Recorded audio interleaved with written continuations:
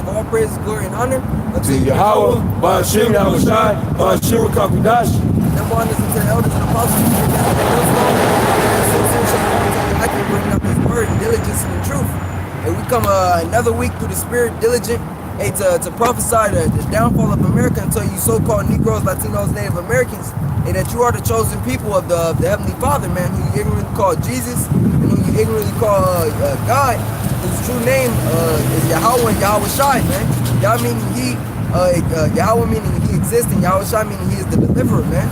And today is what, January 19th, you know, a day before so-called Martin Luther King Day, man. And you know, the sentiment around the country is that civil unrest is soon about to happen, man. And you have it was, I believe, Senator John McCain.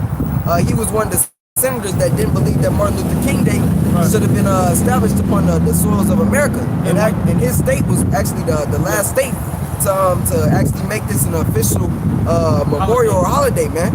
Hey, but it's a reason why, man. It's a reason to why we shouldn't be worshiping these false men, man.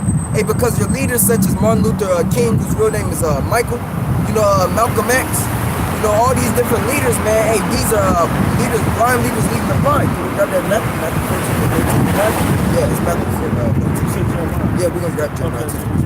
Come on.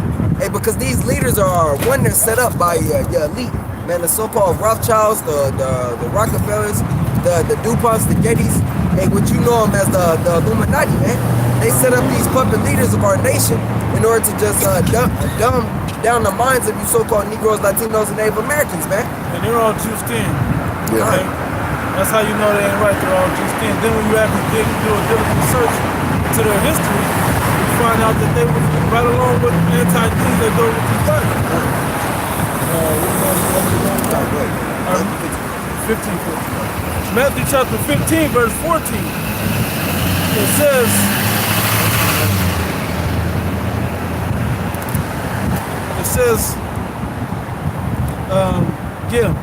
let them alone. Let me read up one verse, 13. It says, it says, but he answered and said, every plant which my heavenly Father hath not planted shall be rooted up. Let them alone, they be blind leaders of the blind. God, and one of the topics that we go into, you know, is that Israel, you know, in the time of what was it, in the book of 1 Samuel, you know, when Israel was looking for a leader, what did our people do, man? They chose King Saul. Why? They chose him because he was higher in stature, man. You know, he was bigger, he's probably swollen than everybody. Hey, but that's just the simple minds of Jake, man. They pick their leaders not due to the morality or the basis in which they stand, but because of the message that they bring, man. And that's totally off. Hey, because if the person that you are calling your leader, if they aren't coming out the law, statutes, and commandments and the holy scriptures and truth, hey, you know, because we have people within this nation that try to come out of our Bible, hey, but they do it towards and do it from maliciousness, man. But it has to be out of truth, man. So, and Michael or Martin Luther King, as you call him, to respect him as Martin Luther King. As Martin Luther King, as you call him, he was not a man that was withholding the statutes of the scriptures, man. He was not a man of Yahweh Ba'ashim Yahushai. Hey, he was actually an agent for Satan, man. You know, because what he did was what? Hey, through the ideologies of so-called Martin Luther King, it was to what? To be integrated, man. Integration meaning what? To be together, everyone in the system together, man. Come on, join that. Hey, grab that. Proverbs 11 and 21 really quick, bro. Come on, go ahead. If I may say, the purpose of the civil rights movement, they make it a civil rights thing, but really it was to integrate, you know, the masses together up under this one world, you know, system, so to speak, in which the top will be able to benefit from, you know, by setting up all these different puppet leaders. A lot of these movements that you see that got a lot of acclaim, a lot of influence. Esau always had his hand in those movements. Yep. Anytime you see a so-called puppet figure or leader within the realm of Jake in a community, if there's an Edomite standing behind him and backing him, you better believe that there's some type of hidden motive or agenda behind it, man. It's just not. Esau is never for your benefit. He's never for the interests of your people. That's why it tells you that in Sirach, the 12th chapter. If you be hit with adversity, that will find him there first. Because it will seem like he's there to help you, but really he's there to supplant you. Get it? Sirach 12. I mean, that's why, which one was that with Ferguson, Michael Brown? Yeah. They formed the they formed the Black Lives Matter movement. Yep. Jesse showed up. He was like, Jesse, what you doing here? I'm here to help our people. You ain't here for that. Get us out of here. They ran him about it. And then on top of that, they put the so-called N-Dub as the face of it, man. I believe it's 3 of them as the face of it. Hey, but who's lesbians too? But who funded it? I believe George Soros funded Black Lives Matter. Yep. Hey, much like with the NAACP, man. And if you niggas are still calling yourself colored people, man, that shows you how dumbed down you are, man. You lost, man. They say people of color. No, that's even worse. You know? Because that's not who you are either. We'll start with verse 16. Sirach chapter 12, verse 16. An enemy speaketh sweetly with his lips. Wait a minute. 15. For a while he will abide with thee, but if thou begin to fall, he will not tarry. An enemy speaketh sweetly with his lips, but in his heart he imagineth how to throw thee into a pit. Into a system. A system of oppression. What came from what they tried to accomplish with that whole movement. It didn't stop Jake from still getting their head kicked by the police. It didn't keep them from being discriminated against. Yeah, we did integrate, but what happened? Jake ended up losing their self, basically how we were living after the so-called civil rights time. Because really, like, when we had our own shit, we were living sufficient on our own, without having to depend upon Esau. Yeah, we were better off. Use these motherfuckers so that y'all niggas gotta come up. Everybody come up under us. Because it was so much. So Esau was very tactical in those decades, man, in those years. And because when you see how integration actually happened, man. He picked out so-called jakes, man. He picked out very select jakes to basically further his program. It was handpicked by Esau, bro. Exactly. Hey, because when you look at different cases like the Little Rock 9, for example, man. When you look at cases like that, you had 9 jakes that were basically trying to go to an all-white school, man. Hey, but so what did that do? That made Esau, he put you in that school, even though Esau didn't want you to integrate. Hey, because we were better off without this devil, man. Hey, can you read that Proverbs real quick, bro? Imagine, you at one point in time, you had the power to educate and enlighten your own children. But now you over here marching and fighting for validation from the oppressor, your enemy.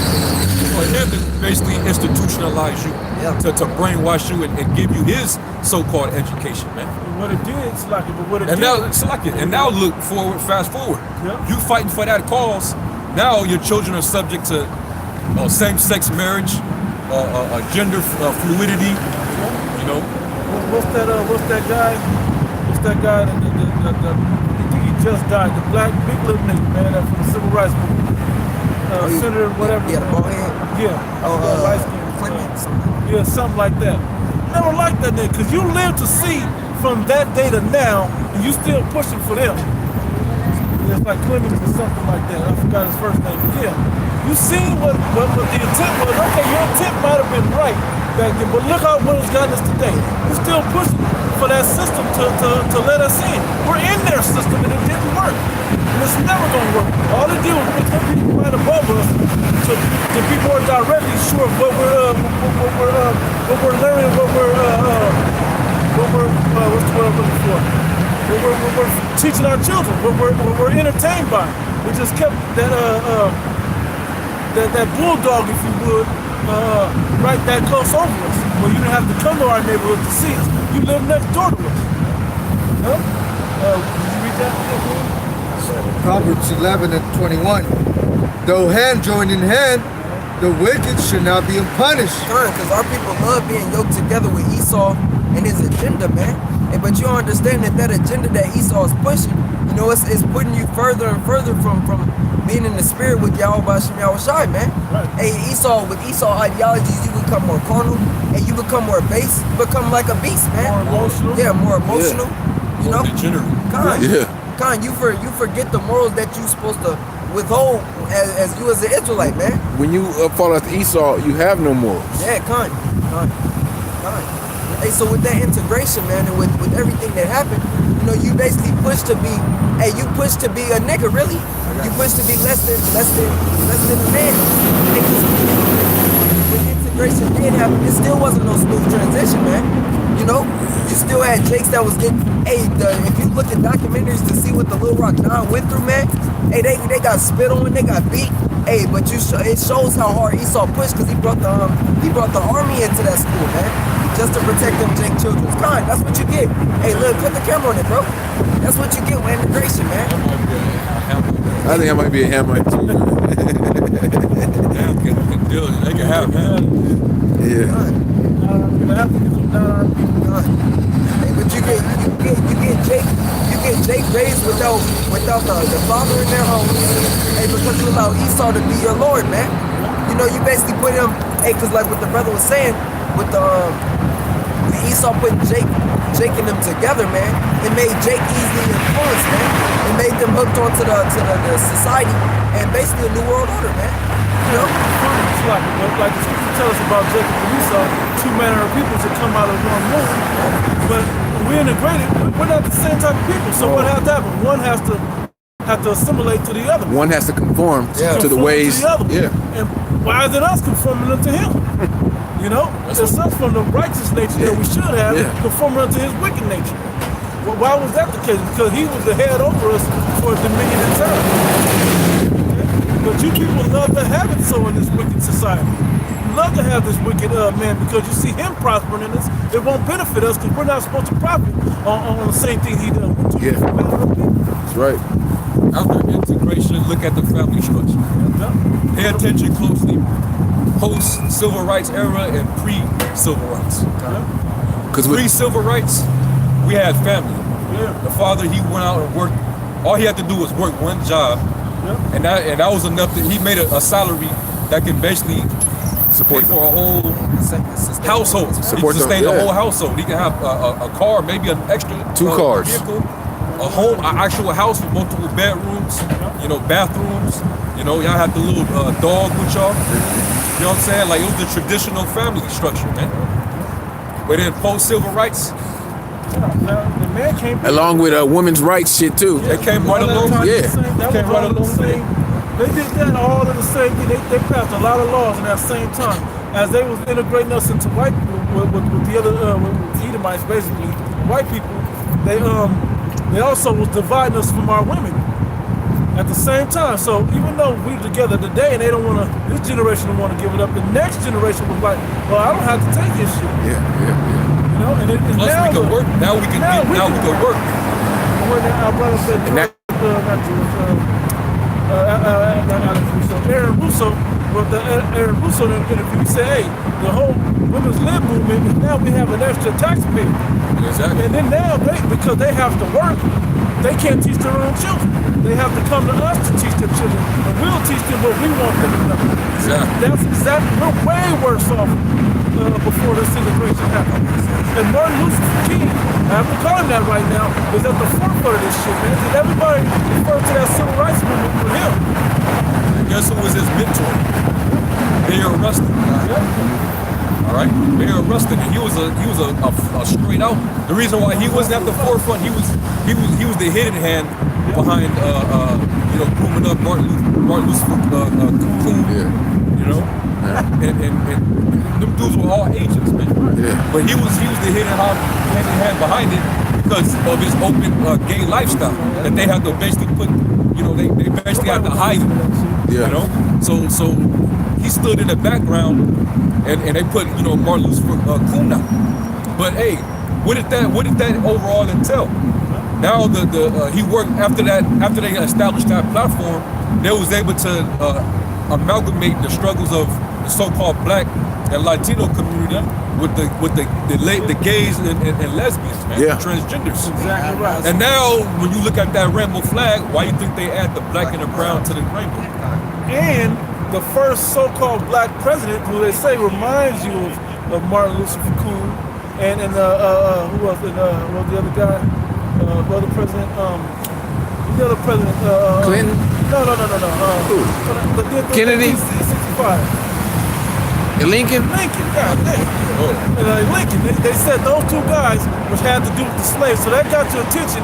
Then they pulled you in with the whole gang movement of the shit, man. He's slick, man. Slick. You people too stupid to see it. You gotta go with that, right? Hey, that's why you go back to Sirach 12. Yeah, I'm on Yeah. it. You know? So hit it while we was doing it.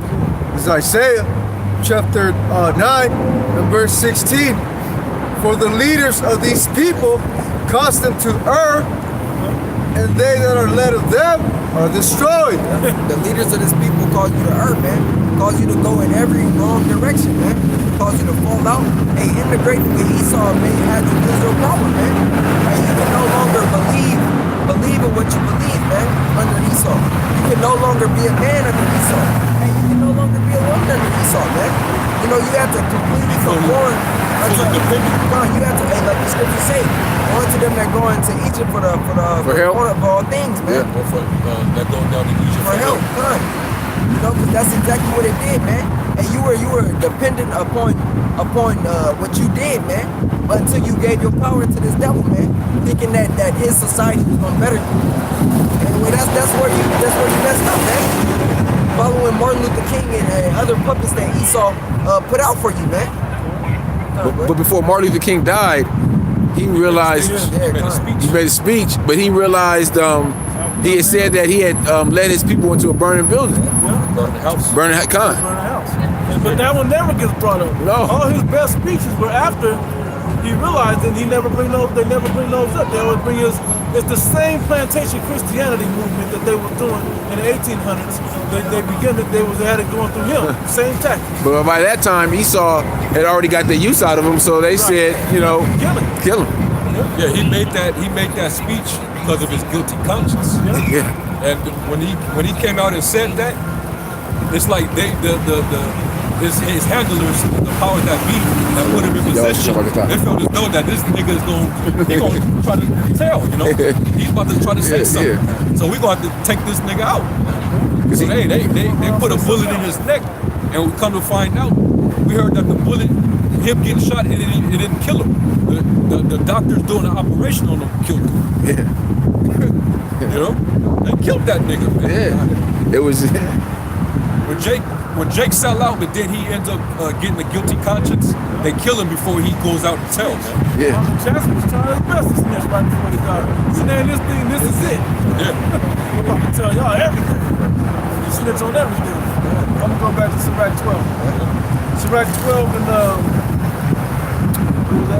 was at 15 again. It says, for a while he will abide with thee, but if thou begin to fall, he will not tarry. The enemy speaketh sweetly with his lips, but in his heart he imagined how to throw thee into a pit. Hey, ultimately, when you think about it, when Martin Luther King was speaking in that I Have a Dream speech, he really wasn't speaking for himself. He was speaking for the interests of the higher ups that put him as a puppet to go out there and speak that. The very same devils who put him up, to that position. He was speaking for them, the elite. Because it was their plan ultimately to integrate, Jake with society, so that Esau can fulfill his agenda. Yeah. Back then they already knew which is what they're working on right now. Yeah. One world system. Right. They need your involvement to keep it going. Yeah. There's too much masculinity within the black community, so we need to separate the man and the woman. Let's take the father out of the household, so that the sons can grow up and be very effeminate, irrational, they're dependent upon their mothers. Let's start with that first. Let's indoctrinate their mothers so that she'll automatically send them to our educational system so that we can institutionalize it. Now they're our kids. Indoctrinate them. Now they're our children. Let's give the women benefits, housing. So she could so she could feel feel all of the things that a man would naturally provide for them. Yeah. We're gonna give her that as long as she don't have them. Yeah. Yeah, and then let's make her like So then this is gonna trickle down into the children, for a depopulation, man. And Esau is crafty with it, man. You know, hey, like the scripture said, you always wake up. They sleep not except they have done mission upon their beds, man. You know, Esau has thought this out how to destroy Jake, man. And Jake has allowed him to do it, man. Yeah, God. That's where I got my bad. You know? So I can keep reading. It says, he will weep with his eyes, but if he find opportunity, he will not be satisfied with blood. God, Esau be in your corner, making it seem as if he's really sad with you. Oh yeah, trying to sympathize, like you understand. Like he's like humanitarian. Yeah. Hey, look what happened when Haiti got hit with the earthquake, man. You know, who were some of the first people to step up? The Clintons. You know what I'm saying? And no money went to Levi down there, man. You know, they're still struggling, still going through hell what the Lord brought to their ass, man. You know, all that Red Cross and all those different foundations that were getting money and canned goods donated to them. Hey, the Clintons took a lot of that money, man. A lot of that still set at the airport, man. Nobody puts it out amongst the islands. God. Same with Puerto Rico. Yeah. Hey, they say with Flint, Michigan, they said they found a warehouse full of clean water out of Flint, and you know. Yeah, exactly. It says, You know, the Clintons went down there and boarded up a lot of little. for that pizza party. Yeah. It says, if adversity come upon this is the point right here. If adversity come upon thee, thou shalt find him there first. Though he pretend to help, yet shall he undermine thee. Hey, undermine in the margin it says to supplant. Yeah. You know, Still trying to supplant you think that he's here for your interest, your benefit, you know, your political, social, economic benefit, but really he's there to actually suppress you, man. Yeah. But you thinking that because, you know, this figure that he's putting in your face, you know, he's such an influential type of person, he has a quote of personality, you know, everything that he speaks, it sounds like, you know, it's something powerful, but really Esau is giving this dude what to say to the people, man. That whole I Have His Dream speech wasn't even written by Martin Luther King. It was written by Stanley Levison, man, who's a so-called Jew. You know? And you got and in the school system, they got our people, you know, basically when we learn history, we gotta recite we gotta memorize and recite that damn speech. That was he's like, and they put MLK as a spearhead of Black History Month. Yeah. And Black history ain't nothing but fucking slave history, pretty much. Black history is white supremacy. Yeah. Exactly. That's the real truth of it. Black history is white supremacy. That's exactly what it is. That's time. All your leaders were set up by Esau. Hey, even J. Edgar Hoover made the statement. He said, what did he say? He said, black people will never have another Messiah unless we create them. Unless we can create them. Unless we give it to them. There will be they'll never have another Messiah unless we can make them. We can give it to them or something that affects. The point was, if it don't go through Esau, we can't have it. But that's the beautiful thing about this truth. We already have one. And he's coming back to rescue his chosen, his elect. Right? And the last verse it said, he will shake his head and clap his hands and whisper much and change his countenance. It'll be all cool, but when he gets the chance, hey, the scripture always reminded me of what was his name? The Emperor from Attack of the Clones. Or in the third one, Revenge of the Sith. No, please, help me. And as soon as he was like, no, I gotta kill him. And so Anakin Skywalker helped him. As soon as he did, he came and turned, you saw his countenance change into that evil, wicked emperor. He's like, and he killed Mace Windu. No? That was it on that. Second Ezra 15 and verse 10. Behold, my people is led as a flock to the slaughter. I will not suffer them now to dwell in the land of Egypt. Our people are led as a flock to the slaughter, man. Hey, because they call you Kohen, man. You know what I mean? Sheep, man. Yeah, sheep or cattle. Hey, because really, all Jake, hey, they're controlled by the image that Esau gives them, man. Whether it be social media, anything basically that becomes a fad, Esau is controlling it, man. Hey, case in point, we have this talk on social media about this movement called the ADOS, It's basically known as American descendants of slaves. Oh. They all, this whole political movement is about getting reparations for Jake that were only born here of the families that came over here on slave ships. And they're anti-immigrants, by the way, meaning even if there's Jakes from the diaspora, that's from West Africa, from Haiti, the Caribbean island, they're to be excluded from those reparations because they didn't serve slavery over here on the shores of America. So these niggas are, they're pushing that out there, thinking that Esau is going to give them a handout, But come to find out, the two main people who push this movement at the forefront of this movement, one of them is a female dyke. Her name is Yvette Cornell. Little light-skinned chick with basically short hair, She's a straight-up dyke, man. That's not by coincidence that these movements be having these women at the forefront, and she a lesbian at that, man. Anything where you have a woman at the forefront of a movement, the Lord ain't dealing with it, man. That's why even in this thing, you ain't gonna see no woman at the forefront of this, man. The Lord said, unto men, old men I call. So if this thing be of men, it shall come to naught. That's why all these different political and economic movements that Jake set up in society, that's why it never flourishes, man. It never succeeds. Okay? It's because you niggas have forgot your creator, man. You make flesh your arm, man. You don't take counsel of the Most High. The Most High is never the topic of discussion when it comes to trying to find a solution for anything. Anytime these niggas have these little conventions and meetings and stuff like that, you think the Most High is even brought up in conversation? A lot of these niggas are atheists. A lot of these niggas, they believe in the government. They believe in this system, man. You never gonna make it out of this thing through this man's system, man. It was meant to hold you back, man, to keep you suppressed. That's the whole point of the system. That's the whole point, man. It's a pit.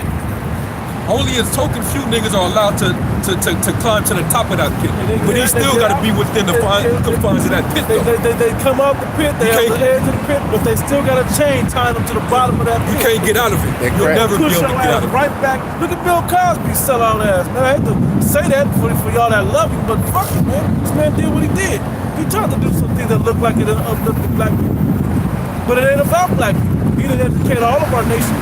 As soon as he was up there climbing himself out the pit, they keep this nigga back in the pit. Yeah, he deeper in the pit now than he ever was. All Jake he would have stayed on it, man. And because you sold out to get in that position, man. And whether it be that nigga R. Kelly, like the brother said, Bill. Created a lot of Israelite babies. Yeah, kind. Yeah, he said Bill Cosby. Yep. All of them, man. All Jake Lee would have stayed, man. Hey, because this isn't our rest, man. Hey, you shouldn't be trying to get out of this place monetarily, man. Hey, you gotta release from this place spiritually, man. Yeah, mental and physical is not physical is not the way to get out of this place. You niggas don't even know how to escape mentally. Yeah. It's all about spiritually going first. Once you spiritually go, the rest will follow. Yeah, John 8:32. Micah chapter 2, verse 10. Arise ye and depart. Yep. This is not your rest, because it is polluted. It shall destroy you, even with a sword destruction. Hey, America does that, man. Every time you believe in the philosophies of America, like you even got Israelites, you got Jake within the circumcision that's saying, oh, we need to build a kingdom within the kingdom. What kind of stupid shit is that, man? This ain't Game of Thrones. Yeah, well, how does that even make sense? If you believe that you're an Israelite, man, how does it make sense that you're gonna prosper within another man's rulership? And you think the man let me phrase it a certain way. Esau believed that Jacob stole his blessing. Right. So now that he has his dominion, you think he's gonna make Jacob co-heirs with in a blessing that he believed his brother stole from him? Hell no, he gonna be as unfair as he fucking can, man. He gonna be very unfair with you, man. That's why opportunities are always blocked from you, Jakes, man. So that you can never be in position to excel. And that's one thing Jake can't accept. They can't accept not reaching their goals in this society. their goals are of a different nature. Or their goals are carnal. Yeah, they're vain. Yeah. They're vain. What does building Israelite neighborhoods and having farms and all that do for you? Nigga, you still eating GMOs, you know? The rain is tainted. Everything is messed up. And with your heart being set up on that, your heart is farther away from Yahweh Bashim Yahweh Shai. Hold on. What exactly do Jake control? Right. In this society? What industry? What resources? We'll wait on that answer. You know? What military do Jake have? Crickets.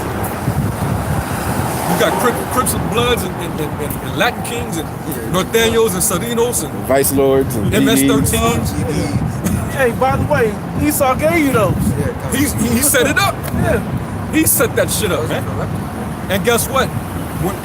Anything that Esau infiltrates, he steps outside of it and watch it fall and crumble. Because that's what happened when you Jake formed them gangs and all that to basically defend yourself, so-called white supremacy and brutality. Esau basically infiltrated that, man. He set up the task drug force epidemic. Yeah. He brought the drugs into there, and it went from protecting your neighborhood to, hey, I gotta make this money now. I gotta hold the block down. And then he brought the drugs into the neighborhoods, and then he said, "Oh, we're gonna wage war on drugs," which meant war on you niggas and spits. We're missing the integral part that happened when he brought the drugs in. The moment you try to take the drugs out to a different neighborhood, they get you. So what did that leave you to do with all them drugs? You gotta make the money. That was your goal. You gotta sell it amongst the people in the neighborhood. So I'm giving you these drugs to pollute your own neighborhood, your own people. And then declare the war on drugs upon you and your own people. And everyone got rich off the drugs and the gangs, except you Jakes. The judicial system, the lawyers, The CIA? the drug dealers, the police, because you had gang task force and all that shit. We got all types of Prison system. Yeah. Man, they make Prison industrial company. The music business too, because they pushed that whole was it the Public Enemy vibe? Yeah. But when the NWA niggas came, they pushed that heavy. They changed it. Hey, Stood behind that. We the ones creating So-called jobs. yeah, Amalek. yeah. Amalek, he was like, you know what? No, this is making all the money. permanent job. them telling Jake to be niggas and slinging drugs and being gangsters. That's what sells. Yeah.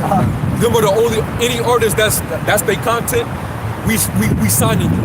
You gonna make our label buku. How many You know? jobs did that not create? Yeah. Good government job. paying jobs, Yeah, man. You know? Yeah. And that I ain't got the it. rest of this place though. That's the rest of this place. I got a quick Hit 'em. It's Isaiah 52, verse 1 through 2. It says, awake, put on thy strength, O Zion. Yeah, wake up to the dead mentality, the spiritually dead mentality that you got believing in this society. Okay, go ahead. It says, put on thy beautiful garments, O Jerusalem, the holy city. The beautiful garments is the wisdom and power of the name also of Yahweh Bashim Yahweh Shai. That's the beautiful garments that we should be wearing. That's how we get dressed for this wedding feast, man. For henceforth there shall no more come unto thee the uncircumcised and the unclean. Shake thyself from the dust. Arise and sit down, O Jerusalem. That dust is confusion. Get unconfused. Figure it out in your mind and follow after the spirit of Yahweh Bashim Yahweh Shai. It says, loose thyself from the bands of thy neck, O captive daughter of Zion. The truth will make you free. You shall know the truth, and the truth will make you free. Okay? So you want to add something to that? I mean, that was the point. Yeah. As long as you continue to fight for this place and you still believe in this system, in this society, you're still going to be mentally chained down to your oppressor, man. You know? Esau, he still got you, man. The only way out of that is through this, man. Like I said, man, you still enslaved, man. You still in shackles. You know, even though you're not on the plantation, and you still go to work. You know, you're still a slave, man. You know, went from plantation to corporation. Now you don't know who your enemy is, man. You know, you believe. that's why really, when Esau sees what we're doing out here and all the different brothers around the world, the reason why he considers this an act of terrorism is because it seems like we're escaping mentally from this prison that he set up for us, man. It's like we're like escaped slaves that got away, and now we're forming and building. You niggas are supposed to go right back into the mental shackles, man. And we're not doing it off of our own will, man. You know, it's Yahweh Shemina Oshai that's through the spirit of Yahweh Shemina Oshai that we're able to do this, man. It's not like we just building it and we're doing this ourselves, man. Hey, it's like why through the spirit of Yahweh Shemina Oshai, you know, we're helping to free the minds of Jake. You got the likes of Vocab and these different Christian apologists. Their job is to go back out and basically catch escaping slaves to bring them back to the plantation. They're like the Yeah. Apostle Ramlock called Vocab terrorist, man. He is he's a straight up terrorist. God. I mean, if you see his dirty work, you pay attention to what he's like clearly doing. Yeah. He's trying to line us up, man. He is a terrorist, man. That dude want to see bloodshed, man. He's just hiding behind that Christian, wholesome, fake persona, man. Yeah. That dude want to see blood spilled, man. He wished for the death of Israelites. He's the ultimate accuser of our brethren. Look how hard he's pushing, man. Nothing else concerns that guy, man. Not the Catholic priest that's molesting all these children. You know, he's not vocal about that. The homosexuality that's rampant, transgenderism. You know, he ain't talking about nothing, man. We're the concern.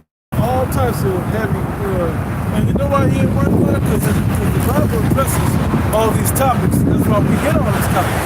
But he's like, no, somebody else will deal with that. My job is to be focused on you. 100% focus on y'all. Every once in a while he'll put a cheapy little video or something on Islam or something. Nobody watches that shit. 3 out of every 4 videos he does has Hebrew Israelites in it. And he only throws some other ones in just to tie something else in, to say he's doing other stuff. No, I got other videos out there besides just you guys. If he did before, all of a sudden we start calling him out about it, now he will throw 1 or 2 here and there. We know what your real agenda is, man. Even those videos have a stitch of hatred toward the Hebrew Israelites in it. If he's trying to line us with Islam, Islam is the face of terrorism. That's exactly who Esau is waging war against in the Middle East. I mean, if not particular Islam, but certain Islamic countries. You know, but them trying to put us in that same boat. Usually, when Esau paints a certain narrative about a certain organization, he's doing that so he can justify himself to go to war with them. You know? I got this right quick. St. John chapter 8, verse 32. And ye shall know the truth, and the truth shall make you free. And that's talking going into spiritually, man. And because the truth is the wisdom of the scriptures, man. And through the spirit of Bar Yahweh Shemina Oshai, we're able to do this, man. And because we've been released from these mental and spiritual shackles, man. You know, the Most High has allowed us to come on the highways and hedges and preach the gospel of freedom, man. You know, being able to break through from this society. Hey, from Esau's regiment, man. You know? Jailbreak. Kind. Hey, when you come into this thing, one of the ways that we free ourselves.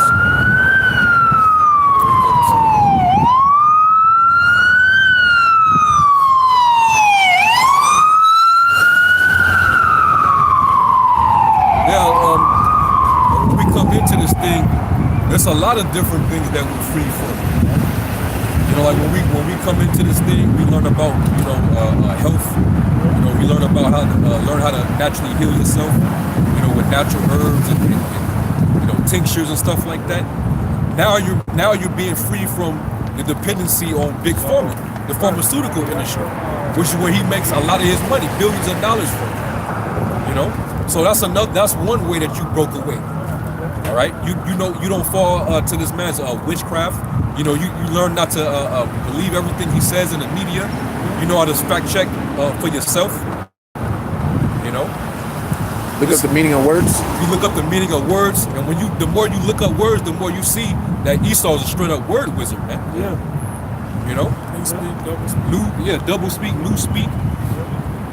You know, that's why the scriptures tell us to arm ourselves. You know, put on the whole armor of the Most High, that we may be able to withstand the wiles of the devil. With this knowledge, man, we block all type of swings and combinations from the devil, man. I want to make a quick point because we was going into it, talking about reparations, right? Because we was still waiting on 40 acres and a mule. We never got that. But it ain't gonna happen. Because when we decided, whoever decided on 40 acres and a mule, carnally that was a pretty good idea. We could have went and established ourselves, but the Most High didn't want that either. So this whole reparation thing that comes up now, what did Esau say? Oh, we're not gonna give them the money. Now forget that. They ain't getting the money. So what we gonna do? We're gonna give them the opportunity to go into certain trade schools and universities to college education. Well, that's putting us right back into your pit. That's the whole way that this man works. That's why that idea will never work. That whole idea will never work. This man's got to come completely out of power to reestablish righteousness upon earth. Then the righteous will rule in the earth. Tanya, you rising up ain't about to do it, man. No. It's the Most High, Yahweh is sending down Yahweh shine the host of heaven to do it, man. You're not breaking this whole system. You're gonna fight your way out of this, man. You ain't fighting like that. I mean, how you think to break away from this man's system if you're still depending upon this pharmaceutical industry? Hey, the FDA. You still go to him for prescription. You know, you spending a lot of money with that. You still celebrate his pagan holidays. You still giving money right back to his establishment, right to his corporations. They generate a lot of money off of you simple niggas not understanding history, man. You know? That's another way to that once you come into the knowledge of the truth, you break away from it. You ain't following out one of these pagan traditions of this wicked ass place, man. So guess what? Esau lose money behind Israelites repenting, man. They're kind. Coming back to their heritage, man. And if you look up closely, like Doritos and certain companies, food companies, they realize that we stopped eating pork and all those different things like that. They was like, damn, why the numbers drop? They didn't drop much, but it's dropping. What's going on? But they ain't eating it no more. I heard they know they got gelatin or whatever in it. And some of them took it out. When they took it out, they realized, like, damn, I'm gonna get calls on this. You better take that shit out. Is it gonna hurt the formula? No. Why was it in there? We know why. I got something. This is Judah chapter 5 and verse, I'll start at 19. It says, but now are we returned, it's like, yes, but now are they returned to their power and are come up from the places where they were scattered and are possessed Jerusalem, where their sanctuary is, and are seated in the hill country, for it is desolate. I just want to say real quick, it makes me think about the oxen on his master's crib and the asses I forgot how to put it. Right. We're scattered looking for where's our God, where's our power.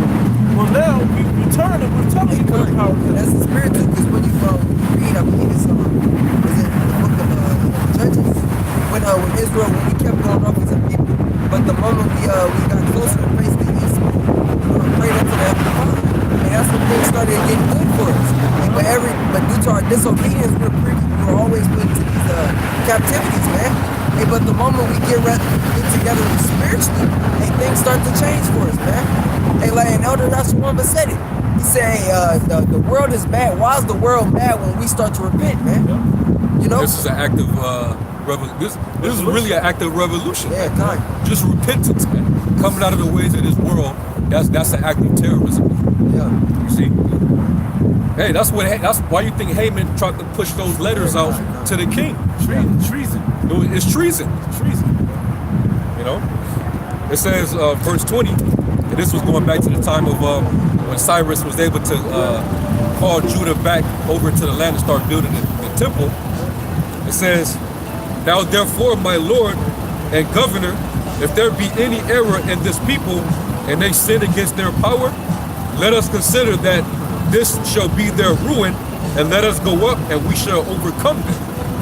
So as long as, we're hearkening unto the other nations, following their gods and their customs, doing what the nations do, instead of actually trusting on Yahweh Bashem Yahushai, the Most High is going to basically strip us of our power and basically allow for those nations to overthrow us, And that's what he does every time, right? It says, but if there be no iniquity in their nation, let my Lord now pass by, lest their Lord defend them, and their power be for them, and we become a reproach before all the world. Hey, and that's the reason why their job is to make sure that, pursuant to us, Psalms the 83rd chapter, that the name of Israel will be no more remembrance, man. Cut them off from being a people, that they not be a nation. That the name of Israel be no more remembrance, man. Because hey, the Lord called us Zion because the word Zion means monument, which means to remember. We're supposed to be able to look at Israel to remember the majesty of the Most High, man. But how could you if Jacob is acting like a bunch of damn heathens, man? They're not being a true representation of the Most High on the earth. They're a bunch of homeborn slaves, man. Boy. I want to bring the word treason out right here. This is now circa 1200. It says betrayal of trust, breach of faith. All right? Treason, treachery, right? In old French, treason, right? It's treachery and treason. I'm going to jump down, though, to this was written about. It said, in Old English law, high treason is violation by a subject to his allegiance to his sovereign or to the state. And that's what the problem is. Us doing this shows that we're not, we don't want to be subject to our sovereign, or which DC and those elites are sovereign to the laws that we're under. Okay, well, they can take us to jail for certain things. They're sovereign. They're not, the same rules don't apply to them. Yeah. Okay? It says, high treason is a violation by a subject to his allegiance to his sovereign or to the state, distinguished from petty treason against a subject, such as a murderer of a master by his servant. Right? It says constructive treason. Well, anyway, it goes on different kinds. It says we're punished as though they were treason itself. Either way, because they don't like the fact that we were coming up against the establishment, and that's what they don't like now. Okay, but we have to speak it into existence through the spirit of Yahweh Bashem Yahushai unto our people. All right, so they understand. Hey, you think we're out here just willy-nilly? We have a power that's backing us in this. That power is why we're even out here. Somebody grab over in the face of them that Yeah, I'll get right back. Then shall the righteous man stand in great boldness. What makes us righteous? Because the Heavenly Father called us to do this thing. He's not going to call us to do wickedness. He called us to do righteousness, to declare His name upon the earth, and to prophesy the coming of His Son back in the earth, to set things back in righteousness, back in balance. You know that? Boldness before the face of such that have afflicted thee, afflicted him, and made no account of his labors. Yep, and made no account of our labors. Through the power of Yahweh Bashem Yahushai, we're out here committing high treason against the established government of the United States of America and directly against Esau all over the world where he rules. Because the earth was given into his hand right now. He had dominion over the earth, and we're calling his ass out in the power of Yahweh Bashem Yahushai. When it's not established by the Most High to do it, it goes down. The Black Panthers went down, and all those other groups and movements that attempted to do this went down because it wasn't backed by the Heavenly Father. That's right. That was the only thing I wanted to do. I got the Haman letter. This is the addition to Esther 13, starting at 1.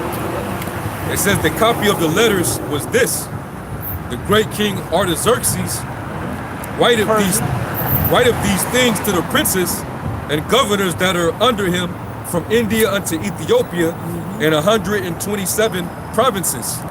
After that, I became Lord over many nations and had dominion over the whole world, not lifted up with presumption of my authority, but carrying myself always with equity and mildness. I propose to settle my subjects continually in a quiet life and making my kingdom peaceable and open for a passage to the utmost coast to renew peace, which is desired of all men.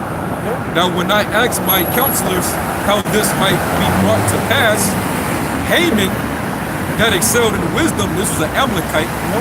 All right, this was a vocab back in the reincarnation. It said that excelled in wisdom among us and was approved for his constant goodwill and steadfast fidelity. I want to bring this scripture out real quick. It's two verses because it goes directly with what that's talking about. Sirach, chapter 37, I'm going to start at verse 7. It says, every counselor, that was one of Artaxerxes' counselors, right? Every counselor extolleth counsel. He was actually the second in command under Artaxerxes. Right. So every counselor extolleth counsel, but there are some that counseleth for himself. Haman, he was pushing his own agenda. Yeah. Okay? Which was to exterminate us. Right. Yeah. It says, beware of a counselor and know before what he have need, for he will counsel for himself, lest he cast the lot upon thee, and say unto thee, thy way is good, and afterward, and afterward he stand on the other side to see what shall befall thee. Consult not with one that suspected thee, and hide thy counsel from such as envy thee. Now that you see how that ties right in, because we have to understand that Haman was an Edomite, and he still had that Edomite hatred for Jacob, for his brother Jacob, that he still wanted to destroy us. And it always popped up. So in this letter writing to Artaxerxes, who had the ruler of the earth at the time, he wanted to try to push that and put that in his ear to counsel according to what he wanted. Yeah. Okay, so in this letter, Artaxerxes is saying, I could just be peaceable with all the people, just keep them in subject and everything will be happy. As long as they pay tribute. As long as they do what they're supposed to do for me, everything's good. Yeah, the Jews want to, worship, at the temple, then, let them do what they do. But Haman was like, but nah, we can't let that happen. That's another incident where they were. As a matter of fact, I'm gonna finish the letter because this is what he basically tried to smear us to the king. Much like how Esau smears us in the mainstream media. It's exactly what Haman did here, right? It says, and Haman, that excelled in wisdom among us, who was approved for his constant goodwill and steadfast fidelity, and had the honor of the second place in the kingdom, declared unto us that in all the nations throughout the world there was scattered a certain malicious people that had laws contrary to all nations and continually despised the commandments of kings, so as the uniting of our kingdoms honorably intended by us cannot go forward. Yeah, they ain't gonna stop us from ruling everything like we really want, because they're contrary to us. They're wicked and contrary to us. So he's slandering us to say how bad it's gonna be if he allows us to continue on to do our own thing.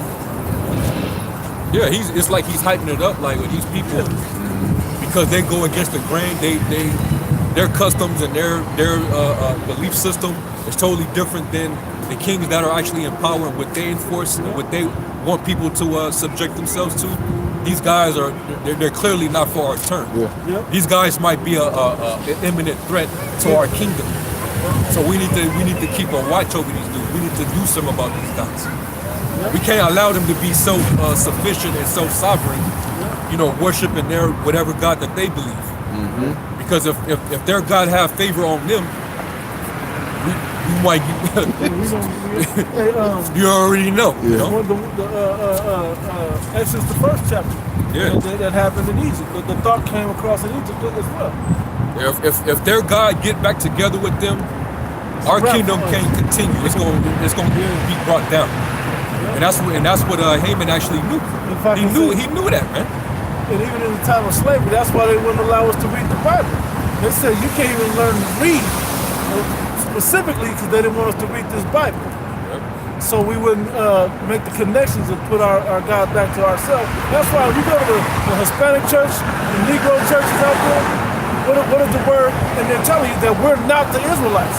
They don't say that every other religion has, or everybody, other nation that has their own religions, have the perspective that they're the chosen, or that they, that they have this or that, whatever their positive perspective is. But ours is, it ain't y'all. No matter what, it ain't y'all. Okay? So why is that? But then you think about who is pushing that upon us. Who is our religion giving us to us from? This ties right back to Martin Luther King. All right, because this guy set up the same destroyed mentality that's continuing to destroy our people today. And watch, right when it feels like we're about to revolt, what do? They bring out a movie about this shit. They put there's the speeches that they had written for him. They put those out there to draw the people back together, to make us back docile, man. Yep. You have more on that Haman? Yeah, that's more. Come. So that's what you're going to do. Because the brother put a connection to it from first and the second chapter. It's going back into it. It says verse 5. It says, "Seeing then we understand that this people alone is continually in opposition unto all men, differing in the strange manner of their laws, and evil affected to our state, working all the mischief they can, that our kingdom may not be firmly established." And our kingdom got a chance to fall. We're trying to establish our kingdom forever. Eventually they're going to want to take us out of power. Yeah, you know what's so messed up about that? Haman's an Edomite. They weren't even in power. He's just an asshole. He's just Yeah, that just shows you that fake Jews always have an influence on the other nations, man. Yeah. They're always back there moving shit around. Yeah. Like the vagabonds that they are. Yeah. If you And they always love to rise up in somebody else's business, man. So they can influence it. Hey, Edomite told me, he said, I don't want to work for any company that I can't help to create, to make better. I'm like, I hear what you're saying, but you just want to raise up the power so you have influence over it. That's your real life. And once you have influence, you've been reading about it. Yeah. Once you get close to the top, you're going to overthrow the top. That's what you normally do. You got it out. It says, "Therefore we have commanded that all that are signified in writing unto you by Haman, who is ordained over the affairs, and in the next unto us, shall all with their wives and children be utterly destroyed by the sword of their enemies, without all mercy and pity, the 14th day of the 12th month Adar of this present year." And it's like that they who of old and now are malicious may in one day with violence go into the grave, and so ever hereafter cause our affairs to be well settled and without trouble. So he called for the mass death or the extermination of Israelites, man. Yep. Judah. Take them Jews out, man, before they raise up, because they're in opposition to our power, man. They don't serve the same God we serve. And we can't afford to allow their God to have favor with them, which the Lord was having favor at that time. The Lord used Cyrus to free us out of the Babylonian captivity, so that we could go back and set up a place of worship, which was the temple at the The time. Persians wasn't that bad on us. You see what Artaxerxes was talking about? He was like, man, I just want control of them. They can do whatever they want. I ain't tripping. I got power. I ain't worried about it. So basically, when they see us out there, demanding justice for everything that this devil's done against us, basically proclaiming the judgment of our God against them, we sound like we sound terroristic. You know, it sounds like we're making threats at him. So he feels threatened. Now we got to label them, you know, a hostile organization, because now they're speaking about the overthrowing of governments and kingdoms now. You know, they're talking about, you know, the kingdom that's going to replace ours is going to be free of the lesbians and the gays and the transgenders, all the pedophiles. All of our influence. Yeah, everything that we worked hard to actually produce in this society. You know, we gave everybody the license to be whatever the hell they want to be. But now they're talking about setting up a government that opposes all that. And they're going to be free of all that, you know, perverse behavior, man. So we're like a threat. You know, we're contra. We're enemies of the state, so to speak. You know? Our slaves. Yeah, that you're going to go into slavery because you put us in slavery. Yeah. You know? Psalms chapter 55, verse 20 and 21. He hath put forth his hands against such as be at peace with him. He hath broken his covenant. The words of his mouth were smoother than butter, but war was in his heart. That's how this man gets down. He always got some underlying way to, like we already read Sirach 12 about how he will overthrow us if we let him near us. Never touched that enemy. You know, we didn't have to get that verse, but we kind of hit on that point. This man is always going to look to control the situation. And how does he do it? With smooth words. Okay, so he seems peaceful still. He will wink with his eyes, but in his heart, he look how he can throw you into a pit. Okay, and the number one way that he uses his pit is with his smooth words, acting like he ain't the damn villain in the movie. We know you're the villain. Yep. We discovered you revealed upon the world that you are the villain. His words were softer than oil, yet were they drawn swords. Yet were they killing instruments, man. Not just on the hip, they ought to be used. Okay? Even when his law books come around, he's using those swords, man. Okay? I want to hit the brother hit this, and I got to back him up with what you read with the Haman letters. Because this is the sun. There's no new thing under the sun. That's all I need to say about it. Exodus chapter 1, verse 10. Come on, let us deal wisely with them, lest they multiply. Well, let me give a little introduction to it. The same similar thing happened in Egypt. When we start to multiply our people, under the captivity of the Egyptians, and then they start realizing, like, hey, they outnumber our numbers. Let's deal wisely with them. How do we deal wisely? We got to keep them captive under us. Bro, same thing with Black Wall Street and all those type of communities that Jake was. We were under Esau, but we started to build amongst ourselves. And Esau was like, nah, you niggas can't have banks and doctors' offices and stuff. Right? Exodus chapter 1, verse 7. And the children of Israel were fruitful and increased abundantly and multiplied and waxed exceeding mighty. And the land was filled with them. Now there arose up. Because in Egypt we were separate. We just came in to work for the Egyptians and push it together. But they're watching us like, yeah, they city looking big. They're trying to wax fruitful and multiplying. What's going on? We were in some resemblance, keep the word of the Heavenly Father, in some resemblance. Okay, go ahead. Now there arose up a new king over Egypt, which knew not Joseph. And he said unto his people, behold, the people of the children of Israel are more and mightier than we. Come on, let us deal wisely with them, lest they multiply, and it come to pass that when they falleth out any war, they join also unto our enemies and fight against us. Turn the tide to win the war. And that's so exactly what we would do. That's what the same thing Haman was trying to tell Artaxerxes. Like, hey man, if we allow them to do too, if you leave them alive, they gonna fuck around and take us down. You're gonna really be pissed, and this is true though. That's exactly what's about to go down in this time. Okay? You fucked up, you created the internet, you let us get the Bible back, and and now the truth and the spirit of Yahweh shines out, you're going down. That's all to it. And there's nothing you can do to prevent it, nothing you can do to help it. Just keep doing what you're doing. You're doing a beautiful bang-up job. I hit that Zechariah 1:15 real quick. But here it is, we're coming back to our heritage. We Most High didn't put the sinews back into us, he didn't put the flesh back on us. We're coming out of the graves.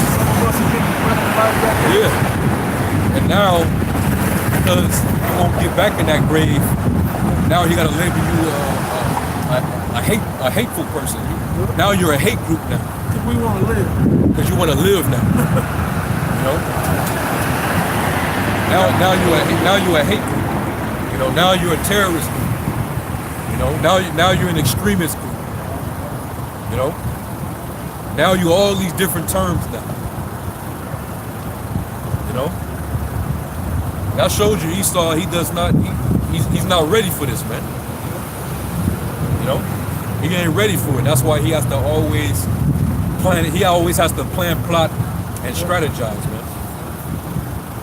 Because his whole mission is to keep Jacob from his excellency. You gotta constantly set snares privily, you know, that we may fall, man. Because once Jake rise up, that's it for his ass, man. Mm-hmm. And guess what? You seeing that men all across the four winds raising up. You're gonna label the whole every Israelite around the world. You're gonna go out. You can't kill us all. You can't shut this down, man. Because the Most High, less happily, you think you can shut down the Most High's enterprise? Try to shut down his business.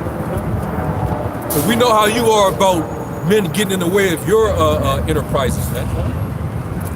You'll set up a terrorist group real quick. You'll fund some mercenaries to go in and set up shop real fast, man. And it was in the purge movies.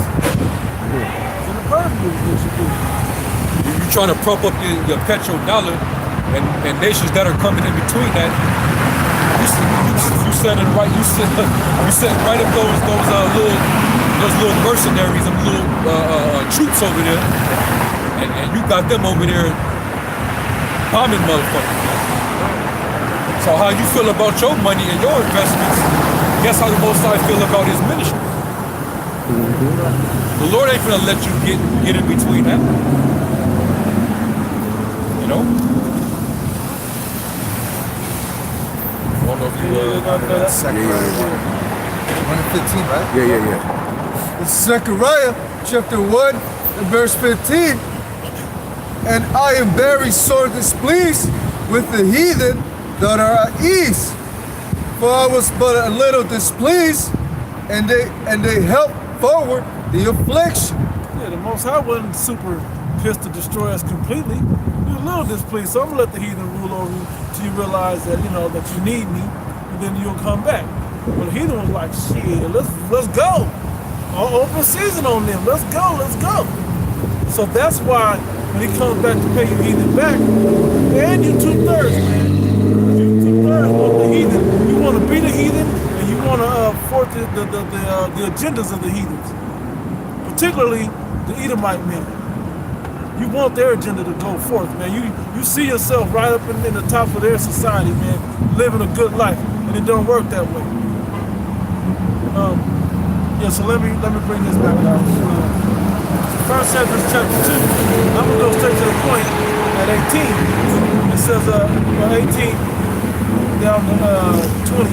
It says, "Be it known to the Lord King." It says. They wrote a letter. Right. They were writing a letter to Anazerxes also. Right. It was our letter, right? It was a list of I don't know what to call them, secretaries and whatever. I'll read that one. Yeah. Verse 16. But in the time of Artaxerxes, king of the Persians, Beelimus and Mithridates and Tbilius, and Rethumus, and his names. Yeah, that names.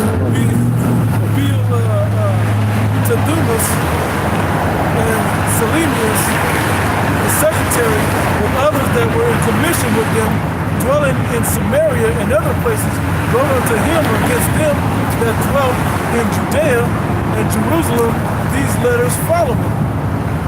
To King Artaxerxes our Lord, thy servants, Barthumius, the story writer, and Selemius, the scribe, and the rest of their council, and the judges that are in Syria and Phoenice, be it known to the Lord King that the Jews that are up from you to us, being come unto Jerusalem, that rebellious and wicked city, do build the marketplaces and repair the walls of it, and do lay the foundation of the temple, in which they should have known we were doing that.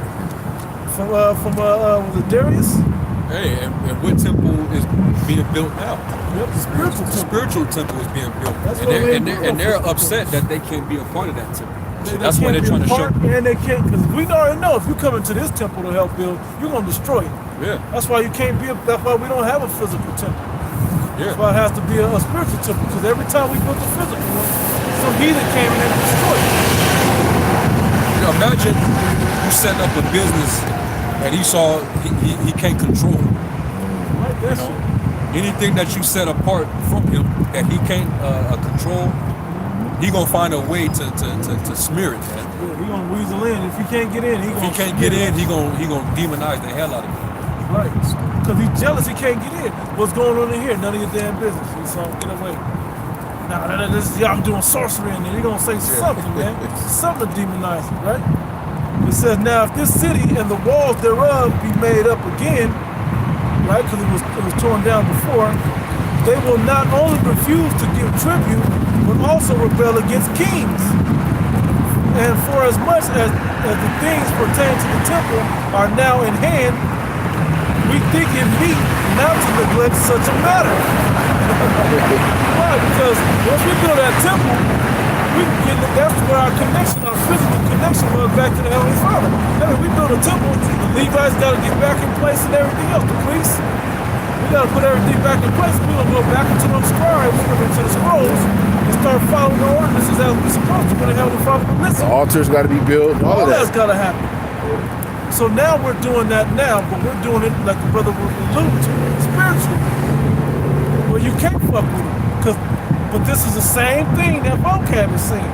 Oh, they trying to repent? No, they doing some other shit. I can't be a part of it. No, you can't be a part. Pardon my speech.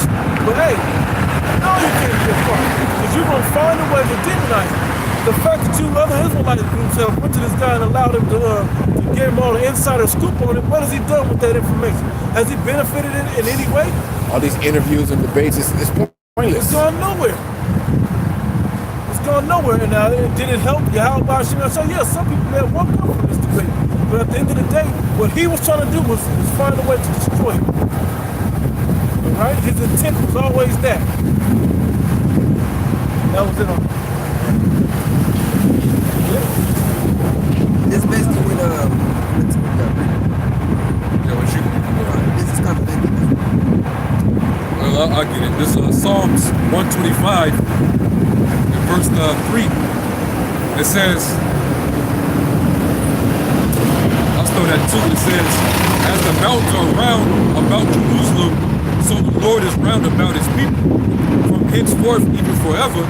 For the rod of the wicked shall not rest upon the lot of the righteous, lest the righteous put forth their hands unto iniquity. So basically, as long as we're secluded, we're to ourselves and we're worshiping the Most High in spirit and in truth. The Most High is around us. He's with us, and there's nothing no other nation can do, except if we put our hand to iniquity. That's when the Lord will allow that opening for these nations to come in and do what they do. That's what happened every time. Yeah. Our people was fucking up right now. They was upset because when we first started to build the temple, we saw these heathens that tried to come out of the cut.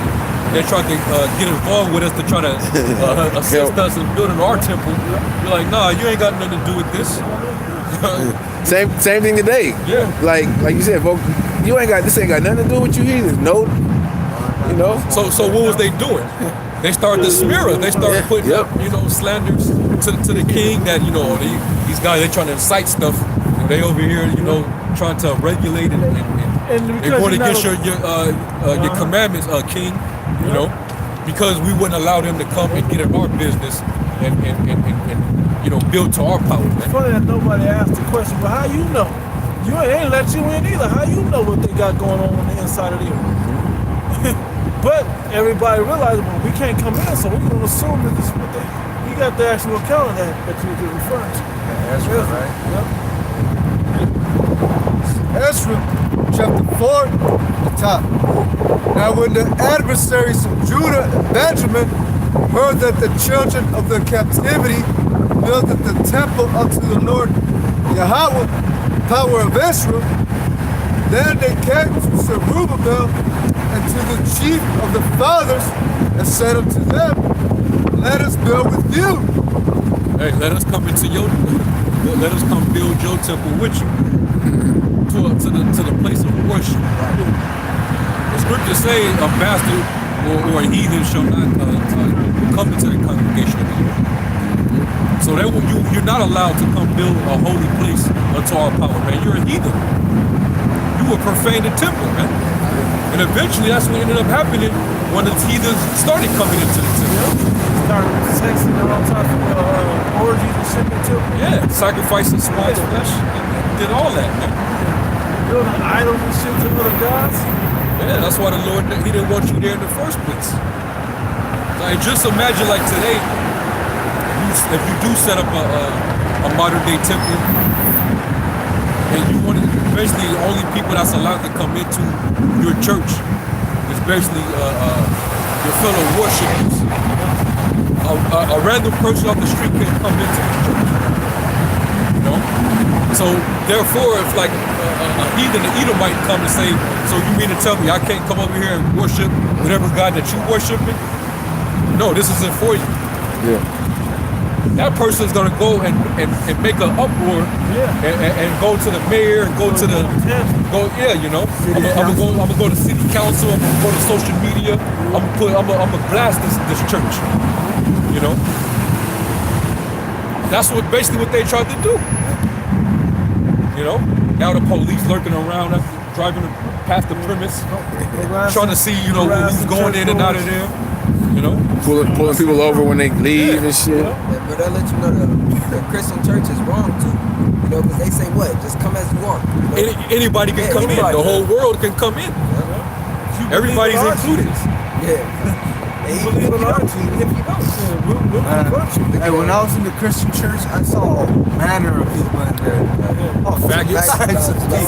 Lesbians. In my head, I was like, man, this shit ain't right. This shit ain't right. Tell it ain't right. Hey, as a little kid, you can tell it ain't right. My son was like, man, I don't like this church. He hated going to that fucking church, man. He knew it wasn't right. Then they came to Zerubbabel and to the chief of the fathers and said unto them, let us build with you, for we seek your power, as ye do.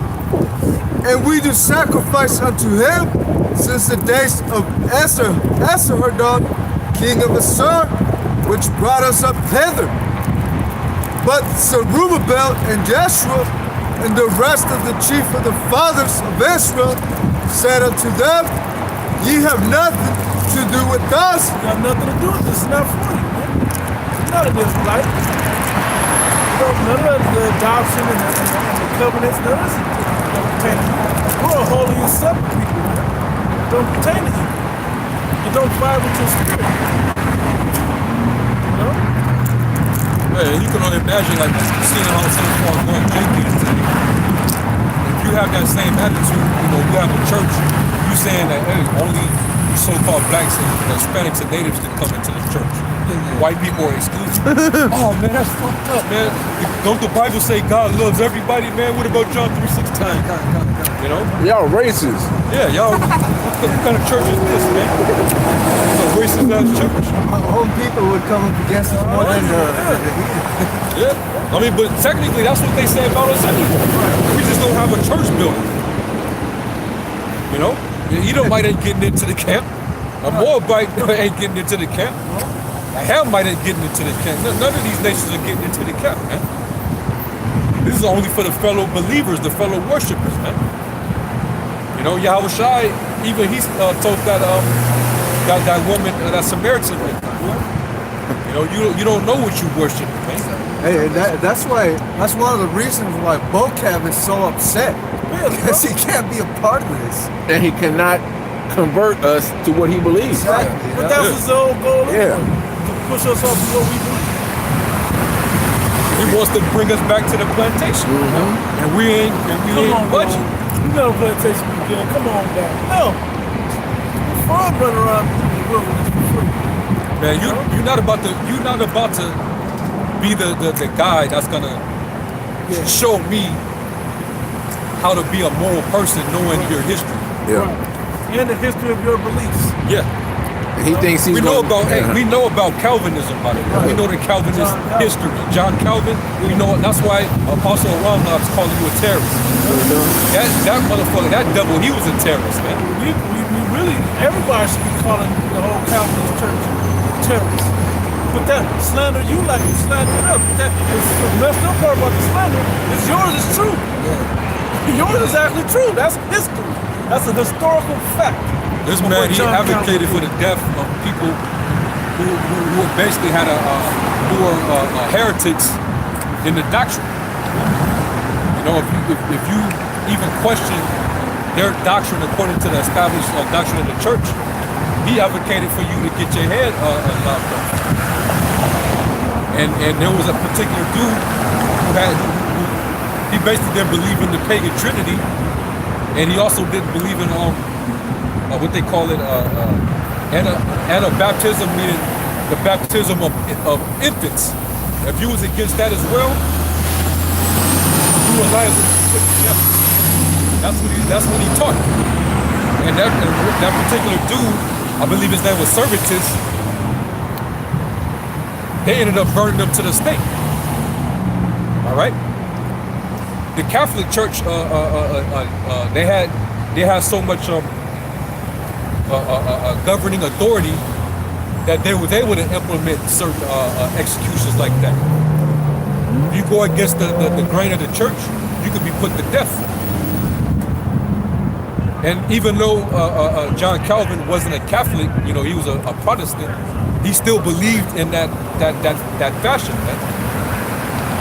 He agreed. That was one thing that he agreed with the Catholic Church. So that's one big terroristic organization, because that's a dangerous ideology. You believe different than the doctrine that I'm teaching. Hey, kill his God. We can't. We gotta. Not only we gotta get him out of the church, we also gotta have him put to death. Apostle Paul didn't teach that. He just said, if a man teach a doctrine that's contrary to the doctrine which you have learned, mark that man and avoid him. That's all he said. That's all we do. Excommunicate from that guy. Let him go on about his business. We call those appearances of evil out, and if you correct yourself, great, come back on in. If you don't, we're gonna call you out. We're gonna rebuke you, and then we're gonna say, hey, the Most High is gonna deal with you. So we don't say, hey, now let's take this guy in a room. Let's go tie this dude up, and you know, let's beat the shit out until he get it right. You know? Yeah, man. Hey, John Calvin, that's what he subscribed. He ascribed to that, man. You Christians today, you won't do that. So are you willing to denounce Calvinism? No, you're not. So you are a terroristic Christian group, man. You got a lot of bodies on you, man. In the name of Christianity. But yeah, we're terrorists. Right. You probably got a little more. Go ahead. Ye have nothing to do with us to build an house unto our power, but we ourselves together will build unto the Lord Yahweh, power of Israel, as King Cyrus, the king of Persia, had commanded us. Then the people of the land weakened the hands of the people of Judah and troubled them in building, and hired counselors against them to frustrate their purpose. Vocab. Who hired you, Vocab? We know somebody hired you to frustrate our purpose, to build this agenda. There's no clue that right after you feel like you've got enough info on us, when he don't come up and ask questions no more, he just now uses the information he already has. He already know the precepts what we gonna bring. He already know what we're gonna bring. So right at the same time, now there's all of a sudden when you learn all of this, you stop asking questions. You want to confront us like it's something else. What happens? Now there's black and Hebrew Israelite terrorists shooting up delis and slapping people around and shit. And you know he's a devil because anytime he come up to the camps, Dallas, the apostles, wherever he goes, he's all want to be. He wants to. He wants to act cordial and everything. But when them niggas shot up that shit out in Jersey or any kind of incident happened, he's right there with a show. Oh yeah, the Hebrew Israelites, yada yada yada. And he won't even say no. Not great millstone. He won't say it. No, he just You know? He's on fire to come against us, but when he's in our face, he's all humble. Hey, that's the spirit. It's the Rock 12, bro. Though he go humbling himself. Yeah. He's humble as hell when he goes up to the camp. He's actually learning when he goes up to the camp. Yeah, but he's learning not for the intent of learning. Yeah. For the intent of using it against us. This brother got his right 12 right there, just the 12th verse. Because it says, if you set him near you, set him not by thee, or he will find a way to overthrow thee. Start at 11 or 12. It's just like I hate to use this analogy, it might be corny, but just like the Good Burger. Yeah. There was when Good Burger, you know, they had so much clientele because you know they had a special sauce or whatever. So they set a Mondo Burger across the street, and they made their patties all extra jumbo and shit, putting all that steroids or whatever the fuck they was using. And once, matter of fact, no, they didn't have this special sauce then. They didn't have it yet. They didn't have it yet, but when they came up with that sauce, the people started coming back over to Good Burger. They're like, man, I need to find out what's in that sauce. So what were they doing? They were sending like little spies and shit to go up in there and see, you know, what were they putting in their sauce. And what were they doing? They was putting poison in that shit, man. You know? Sound like SpongeBob and the Krabby Patties too. With plankton across the way. And jump bucket, right? So he'll come to your establishment just so he can see what he can learn and extrapolate so he can get that out of you so he can use it against you later, man. You know? That's why you're never supposed to let this devil get close, man. Hey, if you would have ever came by the camp, you know, the past few years, I wouldn't have obliged to deal with him. I would have said, hey, keep pushing, man. We're not gonna deal with you. You know? We already see your angle on how you're coming, man. None of this is gonna be genuine at all, man. No edification. No edification, man. It's good for so point. I mean, you broke it down pretty much already. So, Book of Sirach, chapter 12, and verse 10. Never trust an enemy, for like as iron rusted. Why did any of you never trust Vocab? What was the point of trusting Vocab? You seen other people get more views after they had a conversation with Vocab? We're not looking for that, man. We're looking for the people that we can get his word to sincerely, that don't hear this word and then teach other men as they have been taught. Okay? That the fruit of the tree of the Most High may grow. Got it, bro. For like as iron rusted, so is his wickedness. Though he humble himself and go crouching, yet take good heed and beware of him. And there shall be unto him as if thou hast wiped a looking glass, and thou shalt know that his rust had not been altogether wiped away. Set him not by thee. That means when you clearly just observe this devil, he might try to act a certain way present, but then when you sit back and just let everything come out, ultimately he's gonna end up showing his true inner self. Everything is gonna seep out, and you're gonna see that, oh, this guy, I saw right through you, man. I was watching you, I was picking you out. All right, you was acting a certain way because you were trying to be a snake, but no, that's exactly who you are, man. All right, and this devil's humble beginnings. You know, he tried to be all, you know, like he was just about, you know, a Bible discussion, having Bible discussions, and you know, let's talk about differences and doctrinal differences, and you know how may the church come together, which you know, build and this and that. Then you go from that to, you know, you guys are wrong, and you know this is what you're wrong on, and then he went from that to, well, you guys believe that you're right, but I know about your history, you know, going back to One West, and you know the commandment keepers, and you know this guy learned from this guy, and going back to and then there was a split, and there was a split. So now he got to go into all this now. See, and brother should have been peeping him right from the gate when he started going into that extra stuff, man. This guy is a straight up agent, man. He was sent to get intel, man. You know, the elite set this guy up, man. I told him, man, leave this guy alone. They want to come out to the campus and debate certain things. Yeah. With the deeper history and all of that, man, you're not going to cast our program for this one. You know? You got a little more, Verse 12. Yep. Set him not by thee, lest when he overthrown thee, he standeth up in thy place. Neither let him sit at thy right hand, lest he seek to take thy seat. And thou at the last. Never let him sit at thy right hand, lest he seek to take thy seat. Okay? That is a clear cut of what an enemy, clear cut depiction of what your enemy will do, particularly these Edomites. Particularly in this occasion, you know, we're speaking on vocab Malone. That's exactly what he's doing. He don't want you to be the Israelites. He do not want us to be the Israelites. He's gonna do whatever he can to make sure it's not us. Okay? That's his full agenda. The mission he was given, that's the mission he's on. You got it. Neither let him sit at thy right hand, lest he seek to take thy seat.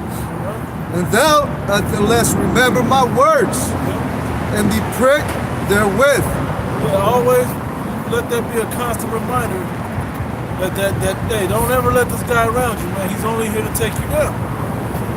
Okay, he didn't come up the same way. He didn't come up into this truth, or, you know, not to say he came into it. He didn't come up the way you're supposed to get this information. He came up another way trying to get the information, asking questions from the outside, hoping that we'll let him in because he had good questions. Okay, but they weren't sincere. Proverbs chapter 26, verse 25. When he speaketh fair, believe him not, for there are 7 abominations in his heart. Oh man.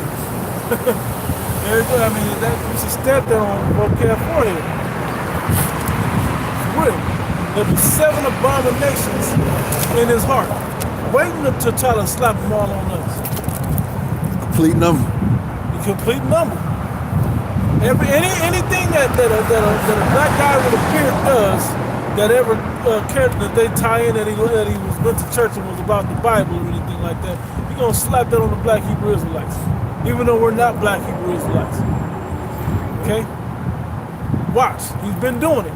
He's been doing tying every wrong spirited ass nigga that has been around this thing at all, slapping us right in. Oh, they're all like that. They're all good up guns and they all build bombs and shit. But you know what they do?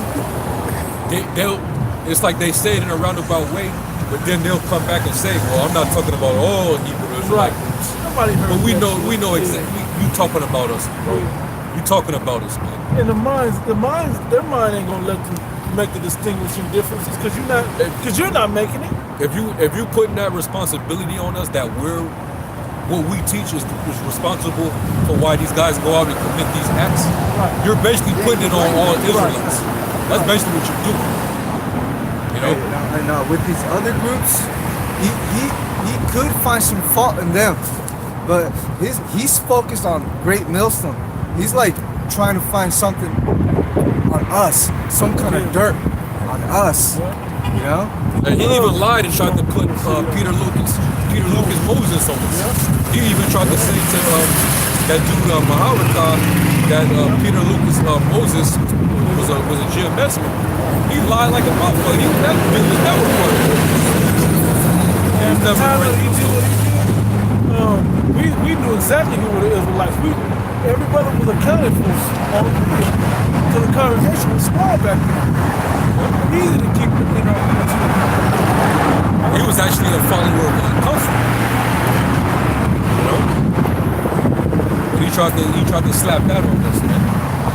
That's a straight up slander. And he tied it, the weekend way he tied it in, and where they all come out of one with. Yeah. Right, tie it in. That's why I say he's Haman in the reincarnation. Haman did the same shit. You know? It's Proverbs 26, 24. He that hateth dissembleth with his lips and layeth up deceit within him. When he speaketh fair, believe him not, for there are 7 abominations in his heart, whose hatred is covered by deceit. His wickedness shall be showed before the whole congregation. Because he's gonna keep pushing. As long as the mainstream media pushes this, they keep pushing this link of the black Hebrew Israelites to so-called black. That's becoming synonymous now. The black Hebrew Israelites are now a black anti-Semitic. Because now they're gonna tie all these attacks to us now. You know, because everybody that allegedly, if a Jake happened to watch an Israelite video and that's on his history, and then he goes out and smack an Orthodox Jew or something like that in New York somewhere, it has no relation to what he watched on YouTube, but he happened to just go out and because he's mad, you know, his community is getting gentrified, so, you know, he's like, man, these motherfuckers, they're trying to force us out of our community, so you just, you know, he's the so-called Jew walk by and have a little smirk on his face or something, Jake. you know how Jake get. Bro. I'm not justifying what Jake do, but Jake, you know, that turned up on him. You can understand where it's coming from. But that happened. But when that happens, all of a sudden, once that get national coverage, they gotta go back to. They're gonna put the main focus through the whole propaganda of anti-Semitism or black anti-Semitism. They're gonna focus mainly on what sparked his ideology, what sparked his behavior or his motive to go and do that to that man. Yeah. And we got some evidence that, according to his learning history, I mean, it's like his watching history on YouTube, his search history, that this guy is a watcher of the black Hebrew Israelites. You gonna find that in caps in the article. You know? This Edomite went out in New York and was asking random Jakes. I saw that. Oh yeah. Well, what do you think? You could tell there was a bunch of addicts, man. Yeah. Or recovered addicts. And some of them were saying that exact same thing, that, you know, they taking everything, they gentrifying our area, and so, you know, but Esau is going to use that for their agenda when, you know. And that reporter was a straight devil. Oh yeah, hell yeah, hell yeah. It was. I saw that in it. I saw that. I was gonna bring up when the black lady caught them out on the train. Oh yeah, she went in. She went in on them. She was like, nah, I ain't gonna touch you, but guess what? I'm gonna let you know all the shit that y'all doing. Yep. You come into our neighborhoods, buying up all of our property where we live, then you raise them where we can't live there, and then you won't even hire us in your stores. Yep. When you coming into our neighborhoods and we ain't supposed to feel a certain way about that, you pushing us out of where we live. You messing with our livelihoods. You think we ain't gonna, and feel a certain way about that? And they're even saying, and this is what the media is not gonna, they're definitely not gonna disclose it, but how Amalek is going about it, they're actually antagonizing Jacob to make them sell their properties. You know, they're selling them, well, if you don't sell us your property, if you don't bring the property down so we can buy it from you, we'll buy this property over here, and we're gonna make sure drug dealers and you know, pedophiles and stuff go up in that, so you can have, basically your neighbors are gonna be pimps and pedophiles, and we're gonna fuck your neighborhood up if you don't. You know? Esau do that all the time. They commit crimes. They have a area with a high crime rate. They pay people to go in there and do all kind of shit, bring the property value down. But we ain't, you know, people will say, well, shit, I got kids. I don't want to live in this neighborhood no more. Move out. Esau buys it for dirt cheap. Yeah. So you can see all this animosity and frustration in Jacob. You know, and this basically the war of Jacob with Amalek. You know, that war that the Lord spoke of going back to the Exodus. That's what you see happening. You see, the narrative is no, it's just black anti-Semitism. You know, they're the victims, and we're the aggressors. We're not going to tell you the inside scoop on the tensions that's been brewing between them. You see? That lady on the train brought that up too. Yeah. So they got to go with the narrative of no, it's not only is it black anti-Semitism, but it's also being sparked by those black Hebrew Israelites. So we need to check into these guys, and we need to investigate them, set up a task force. We've already been investigating since the Project Megiddo. You're just enforcing it, man. You're just putting more to it, you know. So vocab, you know, his job is to basically take exactly what Amalek is doing and to use that against us as well. He's going to push their narrative against us. Hey, but you black Hebrew Israelites, it's what you're teaching, it's your ideology, it's your doctrine that's causing these people to commit these anti-Semitic attacks. It has nothing to do with us. But we see exactly what you're set up to do. You're pushing their agenda, their narrative, because you're with them. And they're using you. You know? So, hey, man, you know. Revelation 12 and 9. And the great dragon was cast out, that old serpent called the devil and Satan, which deceiveth the whole world. He was cast out into the earth, and his angels were cast out with him. And I heard a loud voice saying in heaven, now is come salvation and strength, and the kingdom of our power, and the power of his anointing. For the accuser of our brethren is cast down, which accused them before our power day and night. Because also when you go into the account, you know, a Hammond on the person who does, talking about the Israelites, you see how Queen Esther, how she yiked them, man. She basically set up the feast and said that she wanted to bring Haman and she invited Haman and Xerxes to be there. And was it Mordecai? Yeah, Mordecai.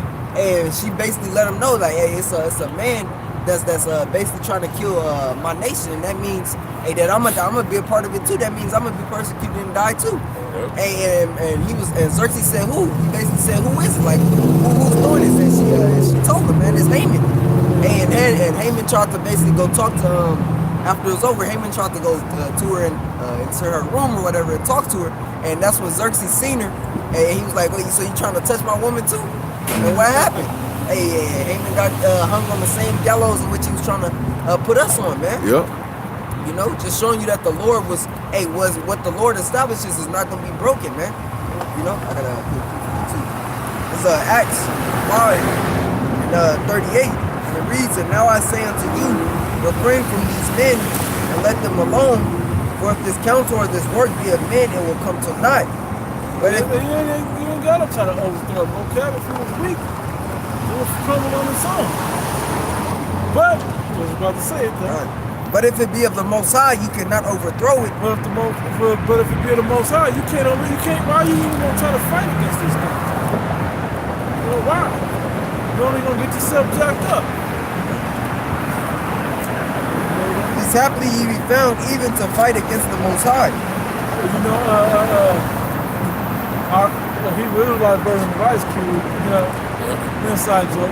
You know, the brother was like, hey man, your arms are too short to box with God. You know, and that's what Ice Cube broke.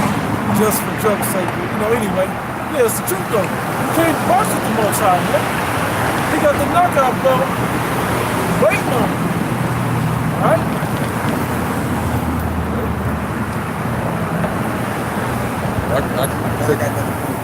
This Psalms 127 and 1. Except the Lord built the house, they labor in vain that build it. Except the Lord keep the city, the watchman waketh, but in vain. Hey, but this isn't in vain, man. Hey, because the Lord built this up, man. We out here because the Lord made. And we were compelled by the spirit and power of Yahweh Shai to be on the highways and edges. And like the apostles always say, man, it's in us, man. If it wasn't in us, we wouldn't be doing it. You know? That's it? Yeah. Go to beautiful brothers. Man, I got something real quick. Just try to put point in between. I'm going to hit it real quick. I don't know if I look at something. This is Jeremiah 1 and 5. Before I formed thee in the belly, I knew thee, and before thou camest forth out of the womb, I sanctified thee, and I ordained thee a prophet unto the nations. I read that because it shows you we didn't come up with this. The Most High built us to be this way. He created us from before the womb. He sanctified us from before the womb, that we would grow up and be a part of this temple that was being built. Okay, so he built this thing. That's why you're not going to be able to overthrow it. No matter how many heads you chop off, no matter how many people you take captive and throw them in the prison houses or whatever. No matter what you do, you're not going to overthrow the word of the Heavenly Father. 2 Corinthians 13, verse 8. For we can do nothing against the truth before the truth. That's plain. Again, Second Corinthians 13 and 8. Yeah. For we can do nothing against the truth before the truth. Yeah, exactly. And that's anybody. So everything that you're doing is just being publicity to the black Hebrew Israelites, and eventually they're going to come on the Hebrew Israelites. And then those few fish that's meant to come into this thing that we might be waiting for left, is going to catch it, man.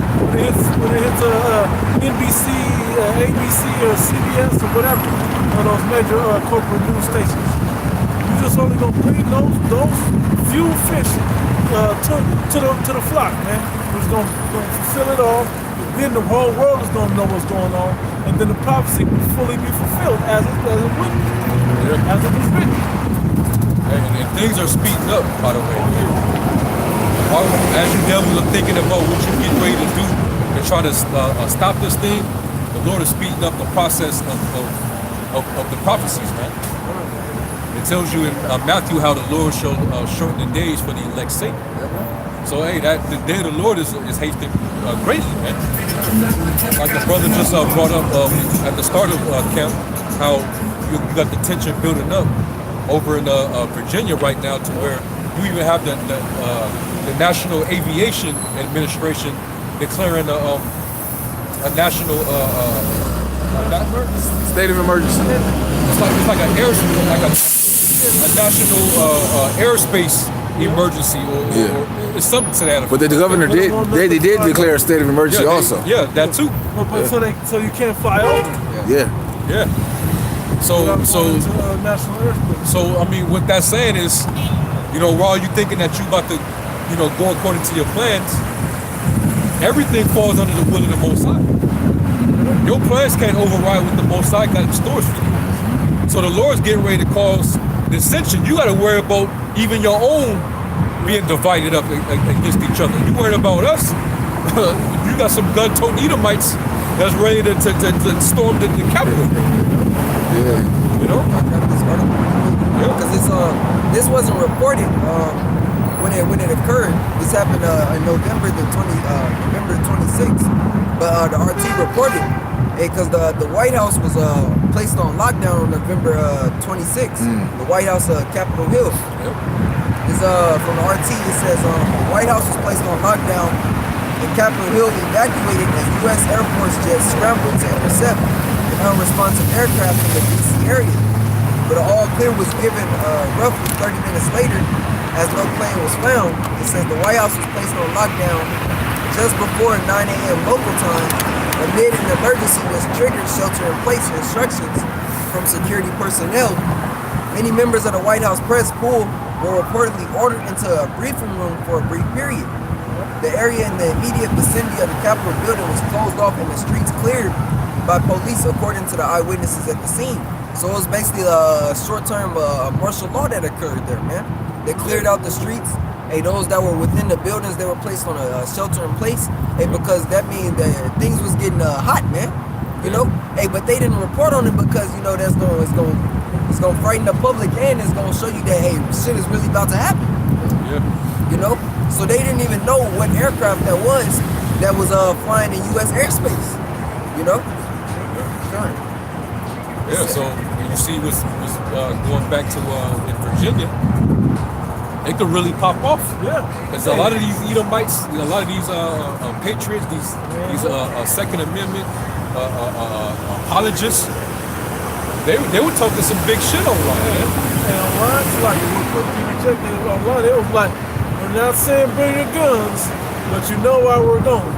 Yeah. You know, another thing is, with this election coming up, even though it's all the way in November, if Trump wins, you got a side that's going to possibly, you know, want to rebel. And if Trump loses, it's a side that, so it's got to go down.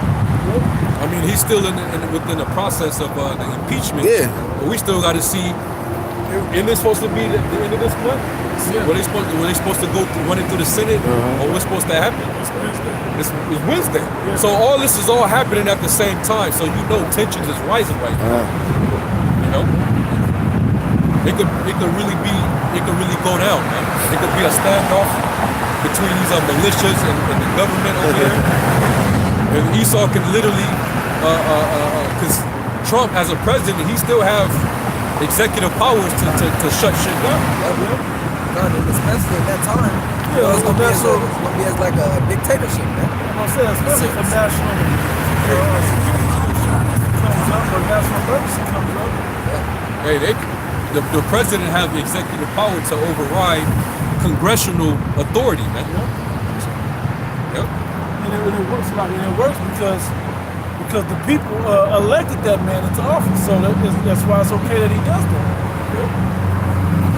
Isaiah 19:2. And I will set the Egyptians against the Egyptians, and they shall fight every one against his brother, and every one against his neighbor, city against city, and kingdom against kingdom. When did that happen before? Hey, when did the Egyptians do that? That's not talking about ancient Egypt. That's talking about here in America, Sodom and Egypt. You know? And if you look at it, that's exactly, why is Nancy Pelosi, the Edomite lady, so mad at Donald J. Trump, the Edomite man? Why are they so bumping heads so hard? Democrats and Republicans. Why? They work for the same beast. Flavian patricians. Yeah, why are they so mad? Because that scripture is being fulfilled. They got BS reasons why they're beefing, but they're beefing no less, and they're willing to go to the death. It's controlled opposition.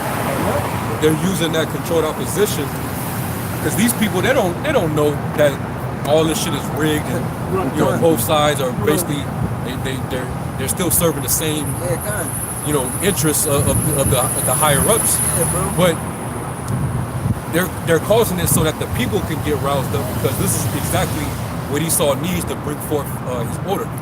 He needs chaos to ensue. That's why he's been militarizing all the law enforcement. You know, he didn't ask the people if he wanted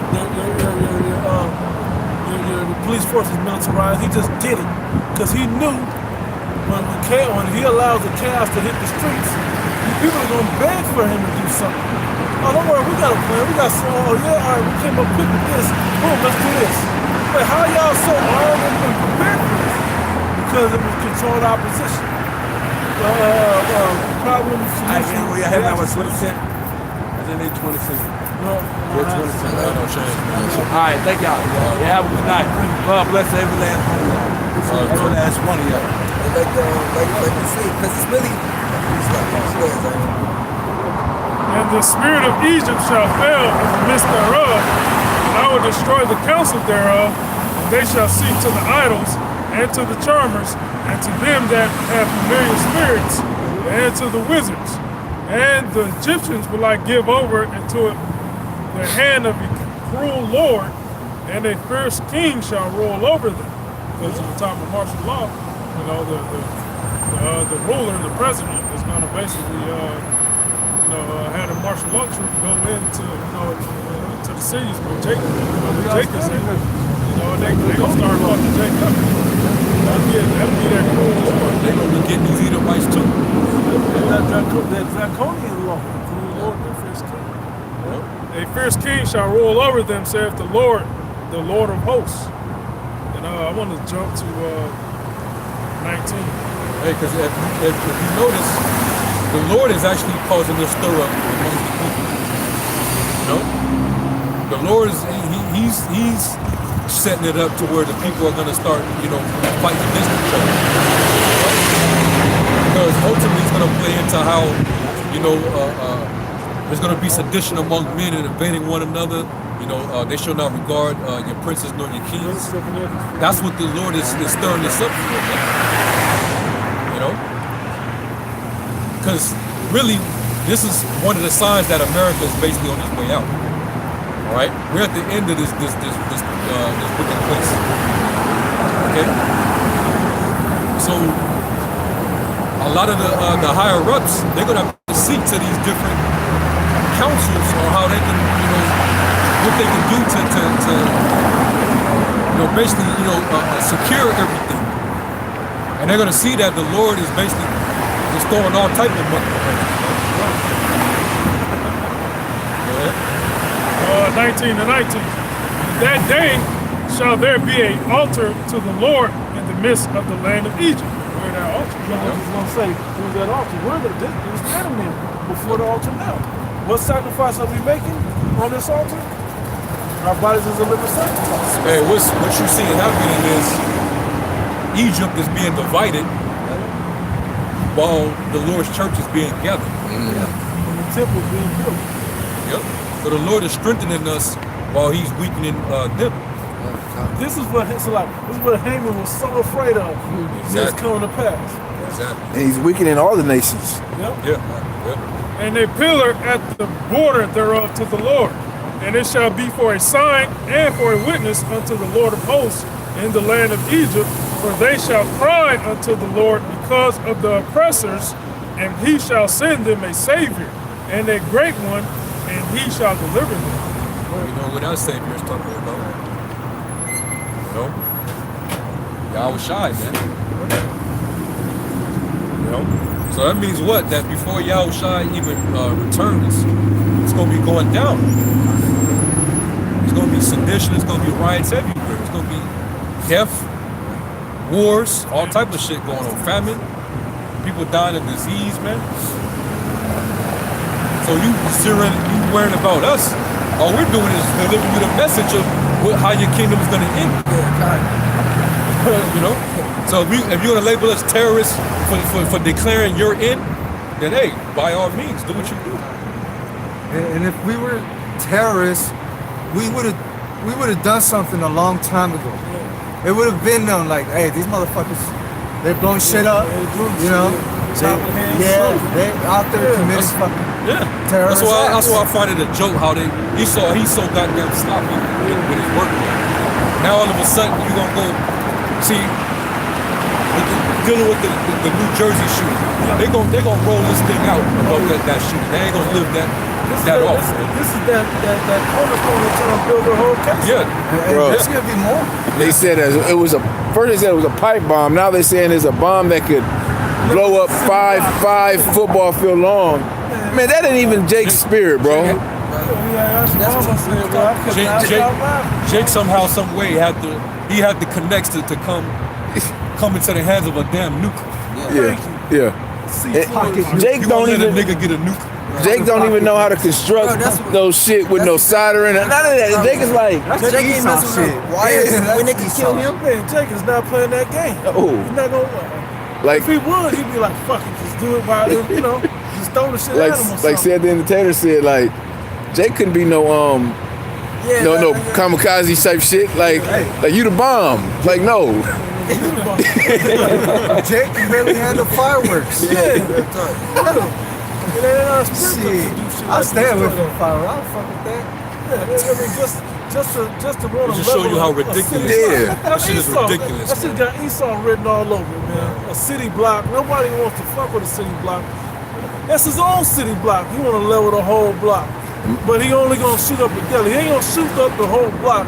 He just gonna shoot up the deli, but got enough firepower to level the whole block. Get the fuck out of here. And that was And then he got a Ecuadorian guy confused with a Jew. Bro, Yeah, well, how y'all? bro. You see how sloppy this shit is? They're supposed to be on an anti-Semitic tirade, but somehow an Ecuadorian pops up and is attacked. and they made no account of that dude. They were even. You don't even remember this guy's name no more. You don't even remember that this guy was even a part of the attack. It was just anti-Semitic. It was just, come on, bro. Everything about it is just wrong. Hey, and they had the wrong two people. They don't look mean enough. They just some ugly looking men. Yeah, they didn't put two people that. Yeah. The original nigga had dreads, and it was a Hispanic lady with him. Yeah. Then they were like, no, we gotta switch that out. They ain't gonna believe that. Let's put up this nigga that look like he a nigga, but he can kind of pass for a Nigerian or something. And then the nigga woman, fat ass nigga woman, we know what she could do. So that was the right pick right there. They got the right look. We ran the story, we run both photos, and this is the one that gets the most flack. We're gonna roll with that one. Yeah. No previous up to date picture, no social media pictures. You can't see on social media. You can't see nothing. The whole case. Won't they disclose that whole shit? Let us see who these people were, man. Why we can't see a picture of them with their kids and shit? Right. You can't see there's nothing, just that one picture. Mug shots and shit. Old ass pictures, man. They got eyes all bugging and shit. Just looking all mean and shit. And the scriptures say, man, lest Satan should get the advantage of us, and we're not ignorant to his devices. It's so, but know what? You niggas are completely blinded. The Most High slapped wisdom, understanding, and knowledge all out of your mind sight, man. Yeah, that shit's Real. crazy. You guys can't see shit. We got Jake's lost in the sauce. We know Esau won't want to be lost. But all it takes is common sense to figure this simple shit out. You people ain't got it. You still read still, right? When you read Revelation 12, did you read verse 2? Yeah, he had already. You read 9 for sure. He read Yeah, 9. read it again. Read it again.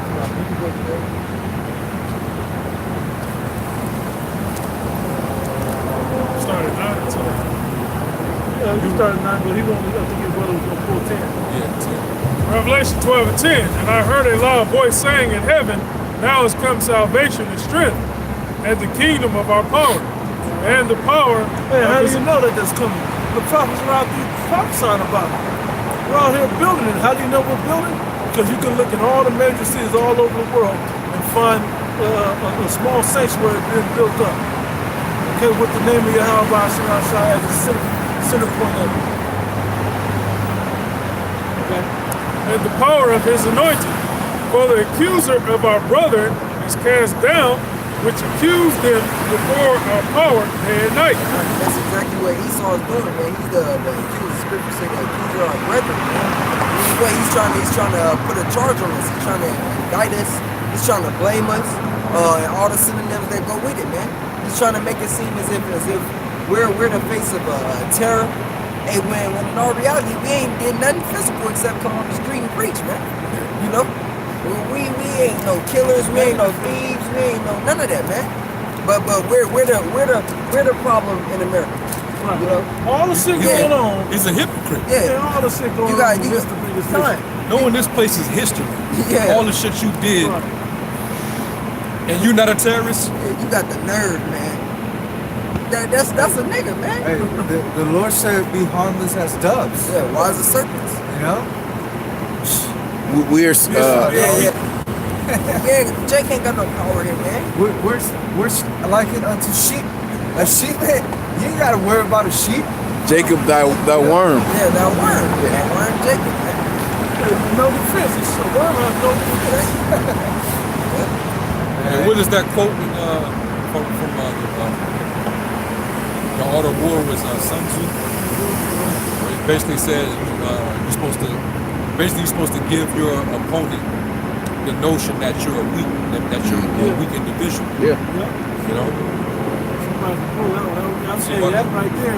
See if I can look But that up. that goes back to though he go crouching, Esau uses it. Though he go crouching, he'll take the heat. That's the future warning us about that tactic. But we're also supposed to use that tactic. Supposed to show weakness. Well, what's the scripture that proves that? Agree with thy adversary quickly while thou being away with him. We're not tough guys out here. Yeah. You know, that's not what we about. That's the spirit of us. The Lord just gave us a mental. They are outward. They may appear as weak, man. They are inward as bro. You know, it's about the inward man. We're not about to rise up and fight. We're not about to grab guns. We're not about to do nothing. We're not, for the weapons of our warfare are not carnal. But what? But mighty. Through the breaking down the strongholds, man. It's breaking stronghold. Hey, you know how strong you gotta be to break a stronghold. Come on, and it's all being done through the spirit. All through the word, man. We're not doing nothing to bring harm to nobody. Go ahead, man. I found the quote. You want to go ahead and bring that up? Yes, from Sun Tzu's The Art of War. And it says, appear weak when you are strong, and strong when you are weak. If your enemy is secure at all points, be prepared for him. If he is in superior strength, invade him. If your opponent is temperamental, seek to irritate him. Yeah. Hey, and they tried all of that tactics with us to the point they just gonna have to try to invade us. Because it said when you're strong, invade, right? You don't have to. It says if your enemy is secure at all points, be prepared for him. If he is in superior strength, evade him. Evade. So evade means to go around from. Get it? Hey, it tells you that even in the scripture. Was that Sirach? Was that Sirach 9? It says, go not to him that have the strength to have the power to kill. Yeah. We know that we don't have strength on this side, man. The only power that we have is the power to come out here and proclaim the gospel, man. That's really our only strength. I think it might be in Sirach 8 or 9.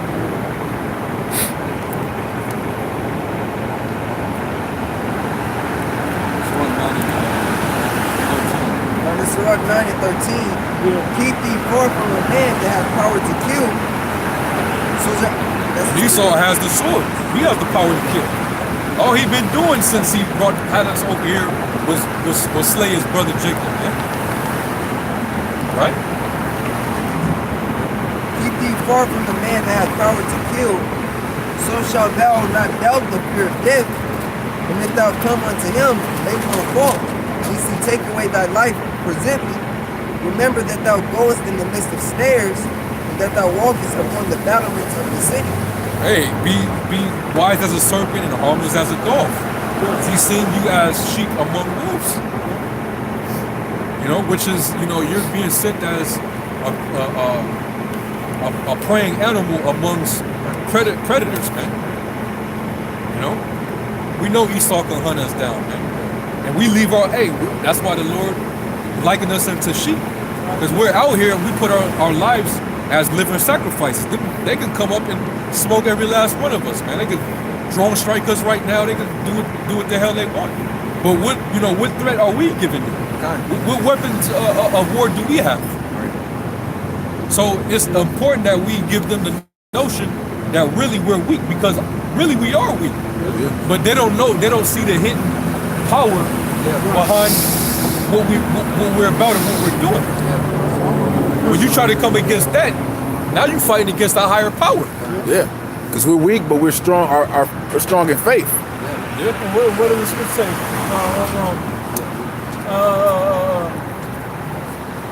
About infirmities.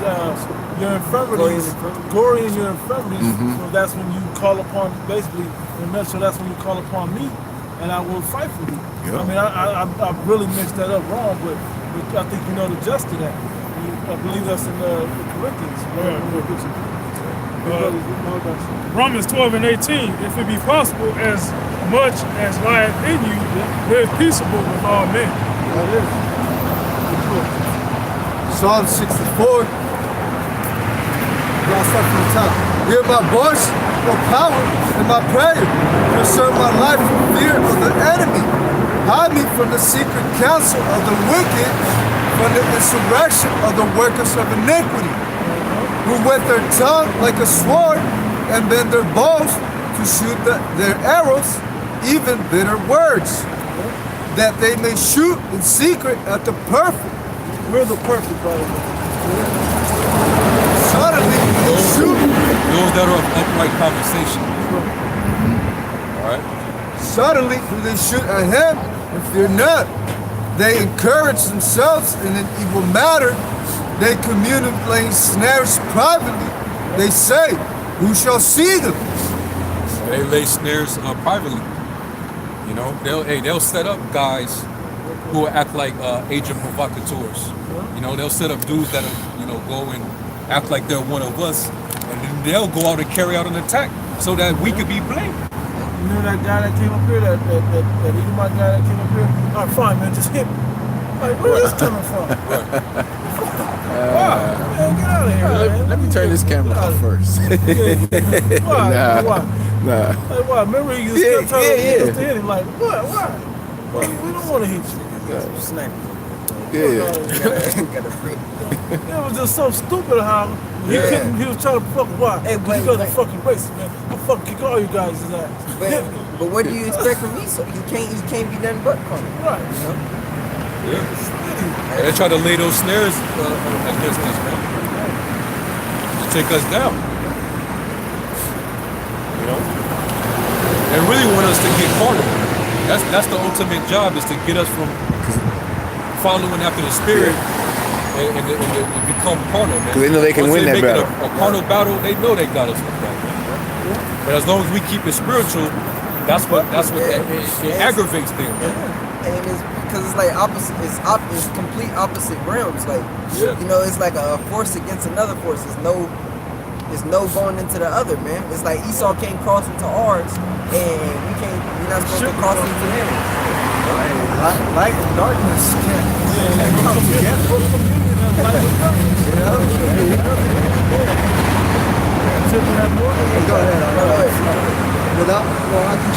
I can read the whole chapter. You know? Verse 6. They search out iniquities, they accomplish a diligent search. Both the inward thought of every one of them and the heart is deep. And then, I can keep going. But go ahead. It's Philippians 2 and 15, that you may be blameless and harmless, the sons of the Most High, without rebuke, in the midst of a crooked and perverse nation, among whom ye shine as lights in the world. I got one right quick. Psalm 44 and 22.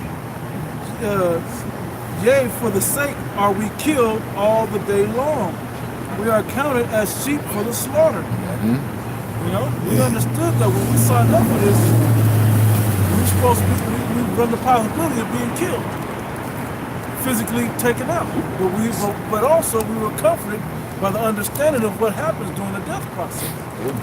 Okay, that there's reincarnation, and that He has reserved 7,000 men that have not bowed the knee, as well as the dead shall rise first. That's what it is. Yeah, and plus we can't forget about the resurrection. Right. You know, and those that do die in the Lord, you're gonna be raised to everlasting life. Even the Maccabees brothers understood that. This was before Yahweh Shai's time. Man. And the mother was reaffirming them of that too. Yep. Beautiful. That they should be to the restoration of life. When he saw, you know, they was cut right before they was getting tortured. They was cussing his ass out, man. You know. So hey, we learn to accept that. Hey, we're God. you know we're counted Start with God. sheep to the slaughter, man. Start with God. And like it tells you in Job 13, it says, though he slay me, yet will I not. You know. Why I ain't start with slavery? Why ain't he nothing did what Joe did? Matter of fact, let me get it. Why now he told me I'm gonna go through the worst things in life. I'm gonna go through anything, and he still give me I this. trusted him. But I All will right, maintain brother. my own You ways got it. This before ain't- him. I know, right? Okay. I'm gonna read again, Job 13 and 15. Though he slay me, yet will I trust in him. Yeah, though the Most High seem to always allow somebody to take me out and give me hard times. Why tough he allowed him to situations. take you out? What did he do? I know that I still trust He him. allowed you. He allowed the enemy to do The what? prime example was Job. Take you out. Yeah. Why? He Yeah, can- this he ain't for you continued right putting now, it man. on I know. Because you intoxicated. Go up the street, please. All right, You bro. you interrupted, man. Yeah. You Interrupted intoxicated. what? God? Yep. How can you interrupt Yes. God? You know, Now right, think He's about it. speaking You do- right, yeah, because he's okay. speaking right through us. That's it. you know, So that's the reason why the Lord got Jake bugged out Yeah. like that. Yeah. Nigga wanted 20 cents to go get a damn beer, man. Yeah. For Loco.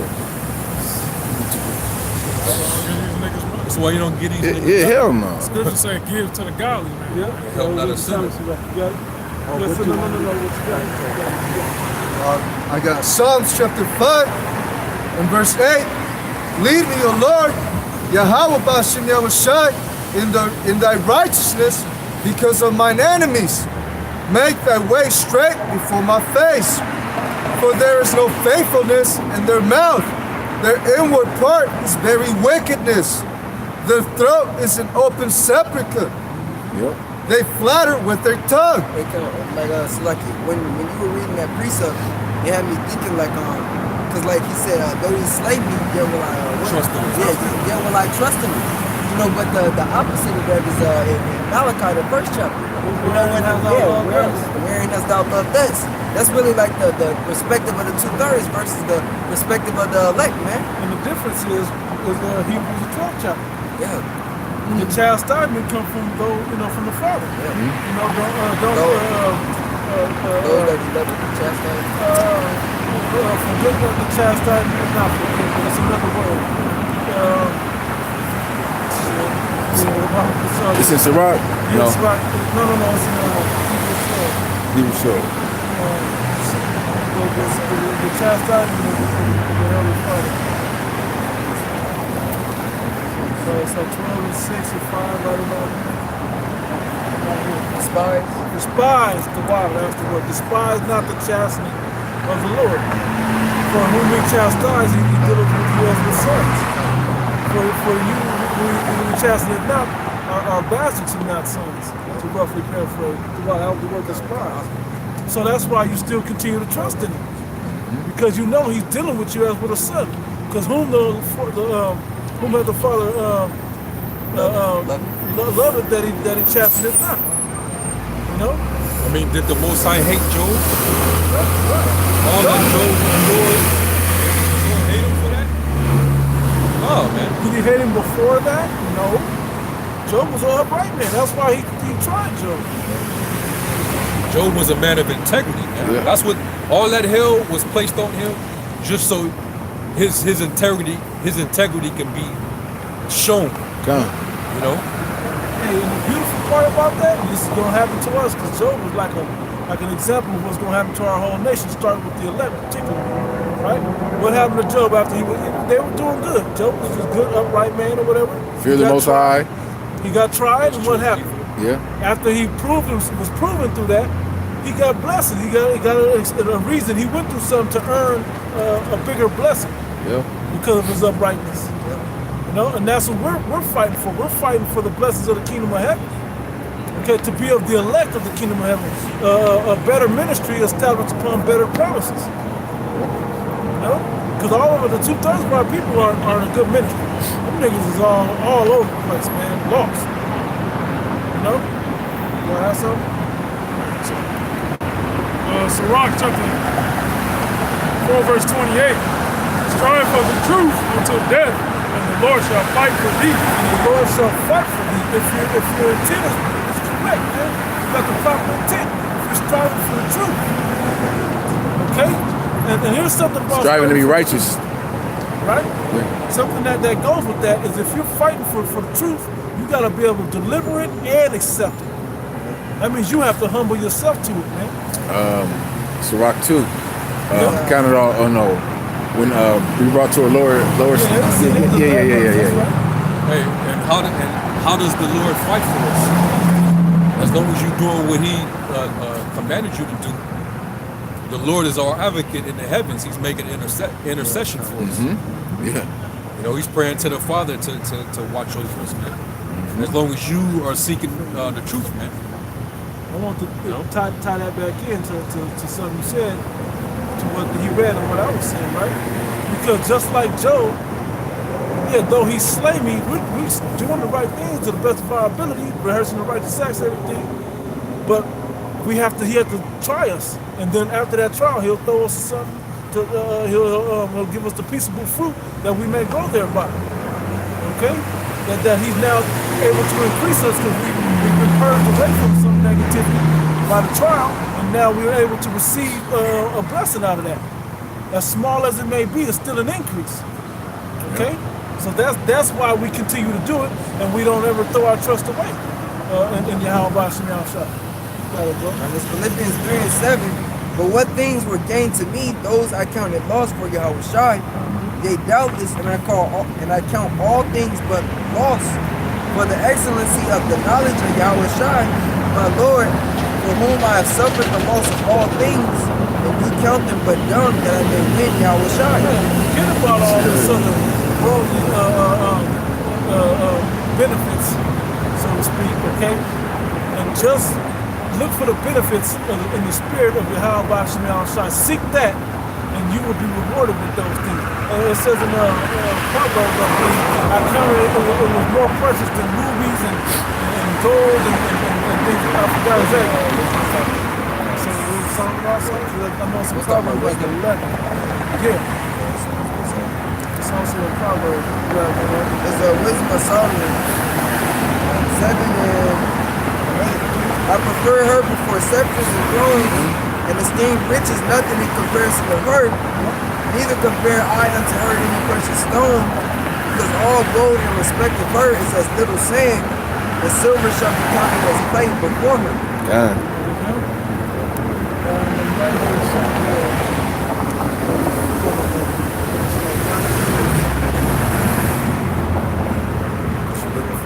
The one that says, I preferred rubies are more. That's not in Wisdom of Solomon 7. It's one in Proverbs.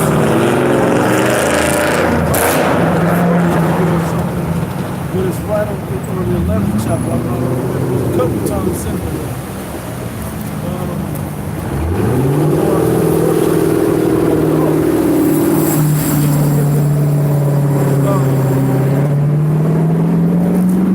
I'm gonna read this anyway. Wisdom of Solomon, Proverbs chapter 4. I'm gonna start up at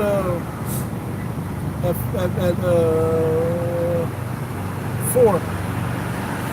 Yeah, it says, he taught me also and said unto me, let thine heart retain my words, keep my commandments and live. Get wisdom, get understanding, forget it not. Neither decline from the words of my mouth. Forsake her not, and she shall preserve thee. Love her, and she shall keep thee. Wisdom is the principal thing. Therefore get wisdom, and with all thy getting, get understanding. Exalt her, and she shall promote thee. She shall bring thee to honor when thou dost embrace her. Yeah, because if you're seeking after the wisdom versus after the things of the world, right? That's why you count all those things but loss, because you're not gonna have room for the worldly things, because they're not gonna profit you.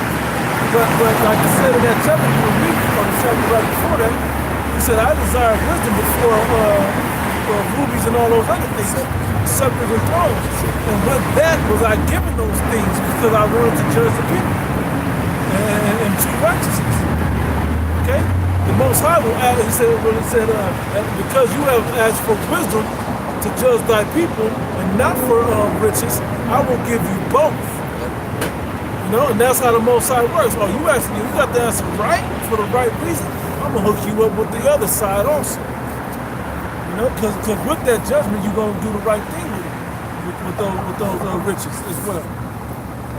It says, she shall give to thine head an ornament of grace, a crown of glory shall she deliver to thee.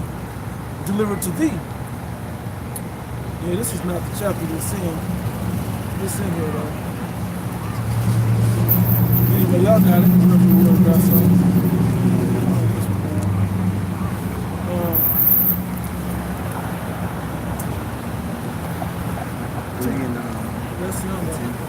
There's 3 count. And it's Proverbs 3:15.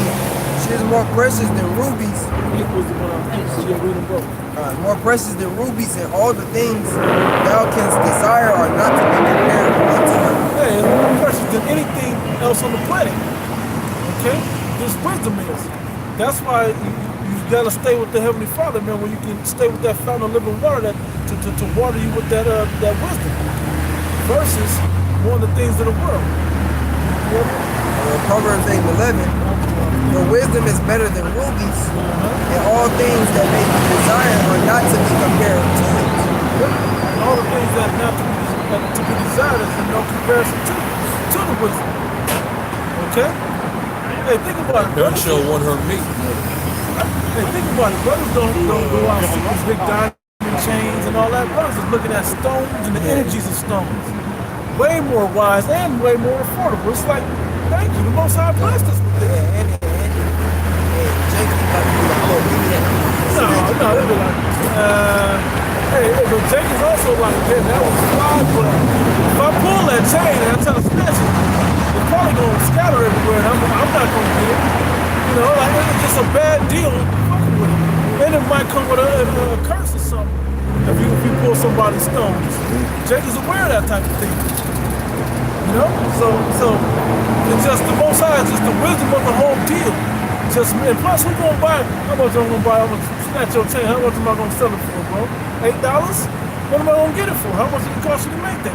$25? $50? Diamonds are worth way more. But this is actually more precious unto us through the spirit of it. All right? That's what I wanted to say about that. Ecclesiasticus chapter 2, verse 1. My son, if thou come to serve the Lord, prepare thy soul for temptation. Yep. Set thine heart aright and constantly endure. And make not haste in the time of trouble. Hey, you're going to get slayed all the day long coming into this thing, man. Know that. Get your mind right about it. It's coming. But there are growth that happens. Matter of fact, that's that Hebrews 12. Because there's a line in there I want to, it's like around the 10th or 11th verse. I'm pull out, then we're going to go like that. It yielded to peaceable fruits or something like that, I think it says.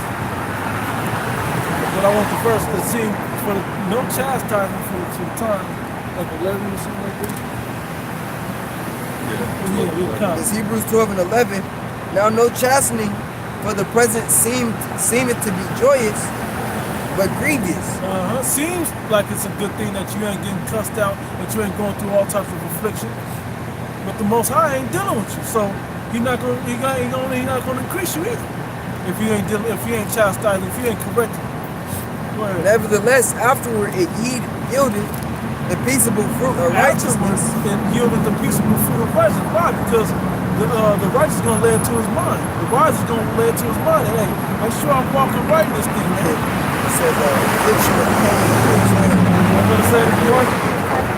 It says, the peaceable fruit of righteousness unto them which are exercised thereby. The peaceable fruit of righteousness, those that are exercised thereby. And Job was that prime example.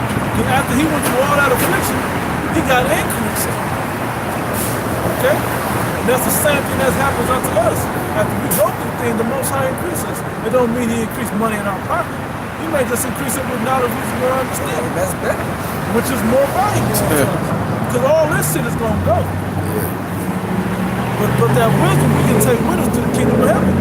It's going to be the ticket that gets us to the kingdom of heaven. And the wisdom is the law, statutes, and commandments.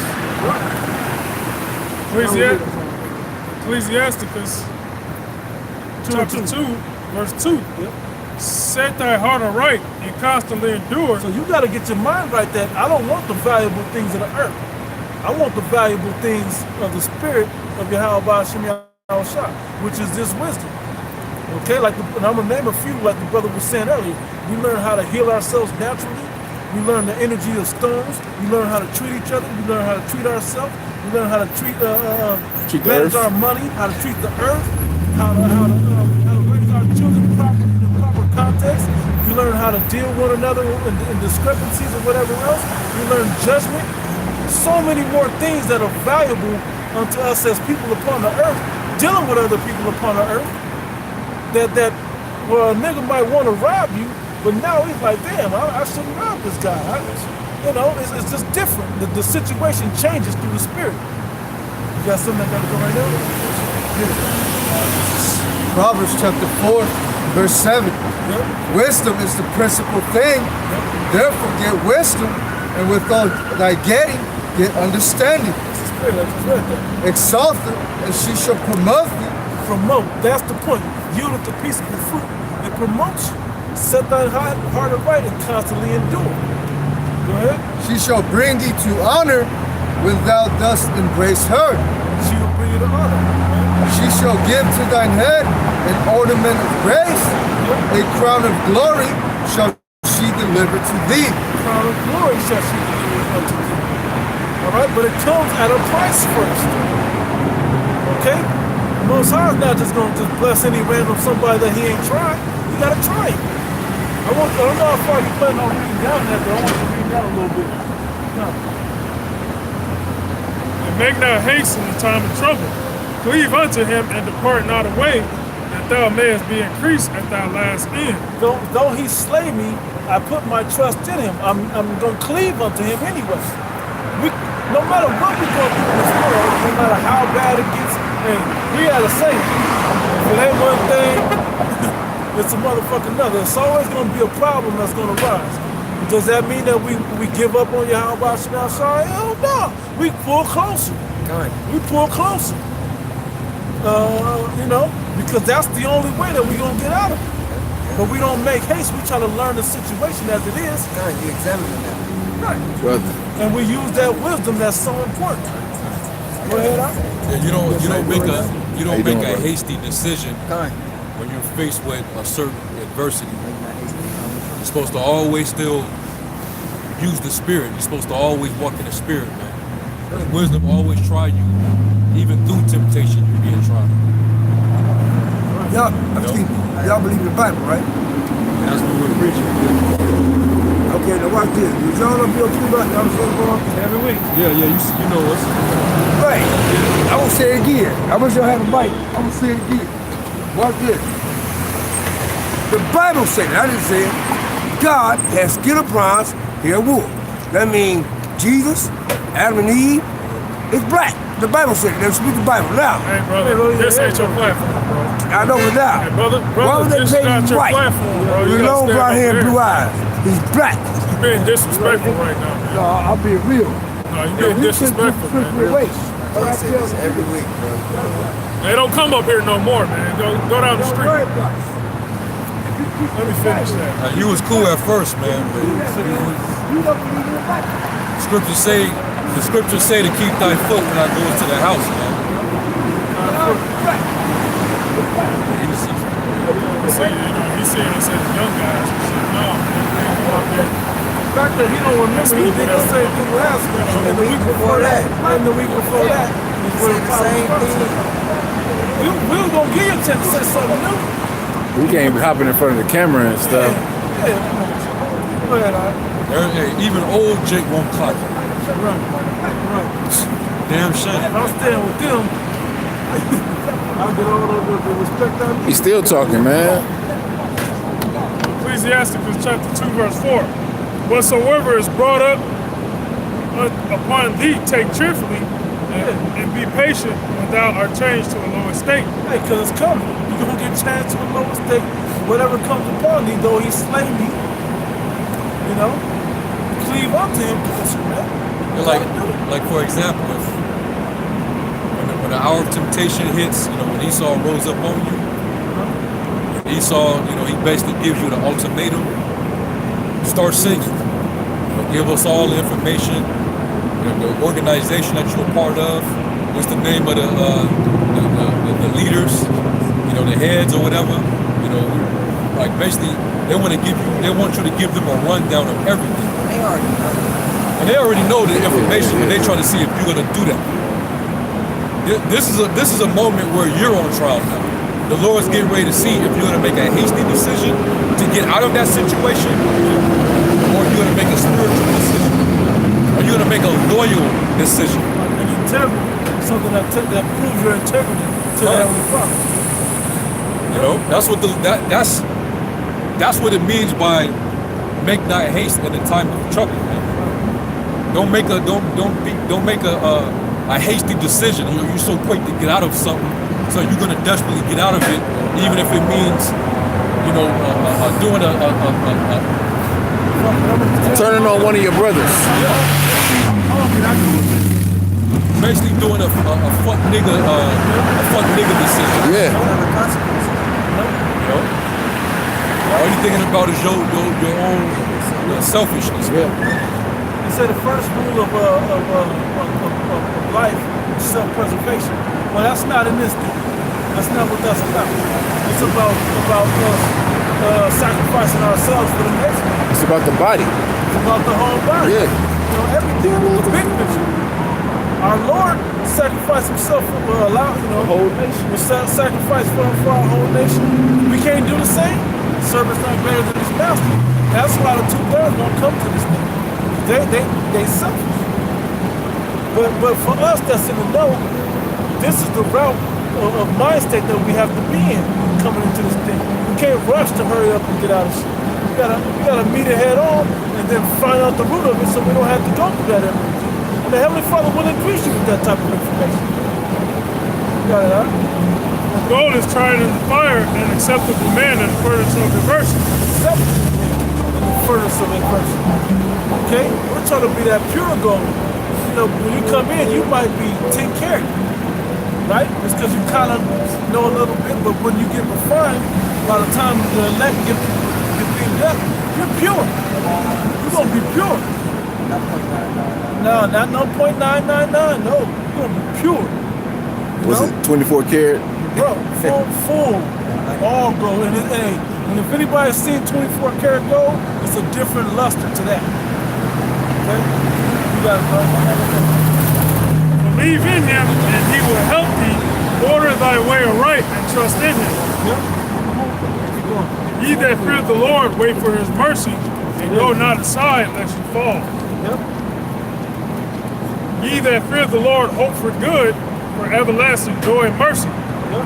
Look at the generations of old, and see did ever any trust in the Lord, and was confounded. Hey, when Job continued to keep his integrity and trust in the Lord, what happened?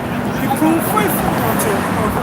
That's what we're talking about. He said, "Did any ever trust in the Lord and was confounded?"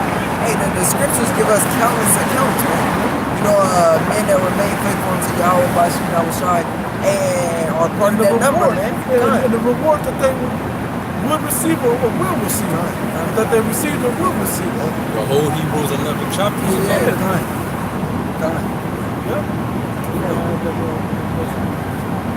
Or did any abide in his fear and was forsaken? Or whom did he ever despise that called upon him? Yeah. For the Lord is full of compassion and mercy, long-suffering and very pitiful. Right. And forgiveth sins and saveth in the time of affliction. Hey, and we'll save you in the time of affliction. So when you're going through stuff, he won't forget about you. if he'd been faithful. Did he forget about Job? I love bringing up Job because Job caught hell, man. That's a long ass book of him just catching hell, bro.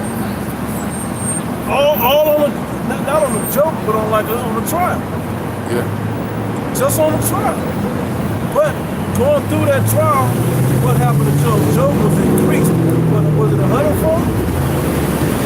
That's what we told him to go get 100-fold? Yeah. I'm in.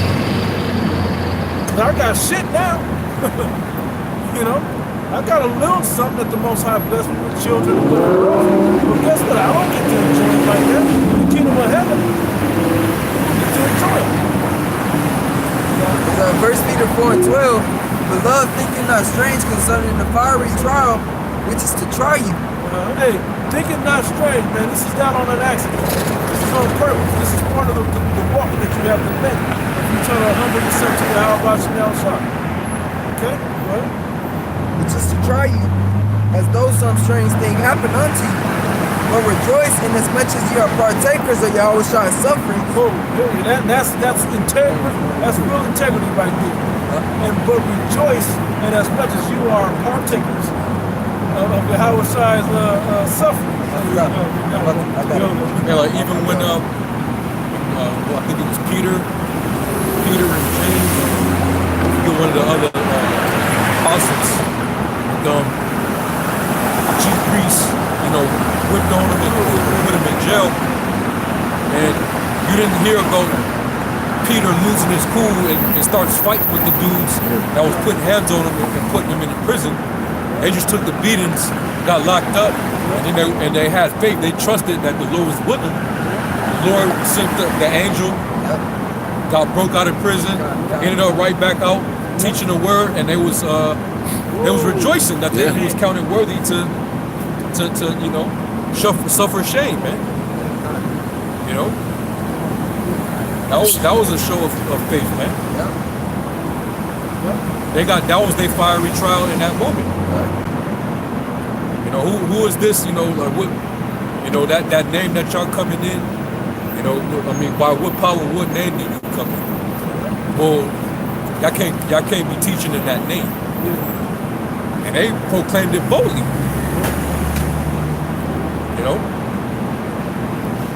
So that was a fiery trial. And they started speaking.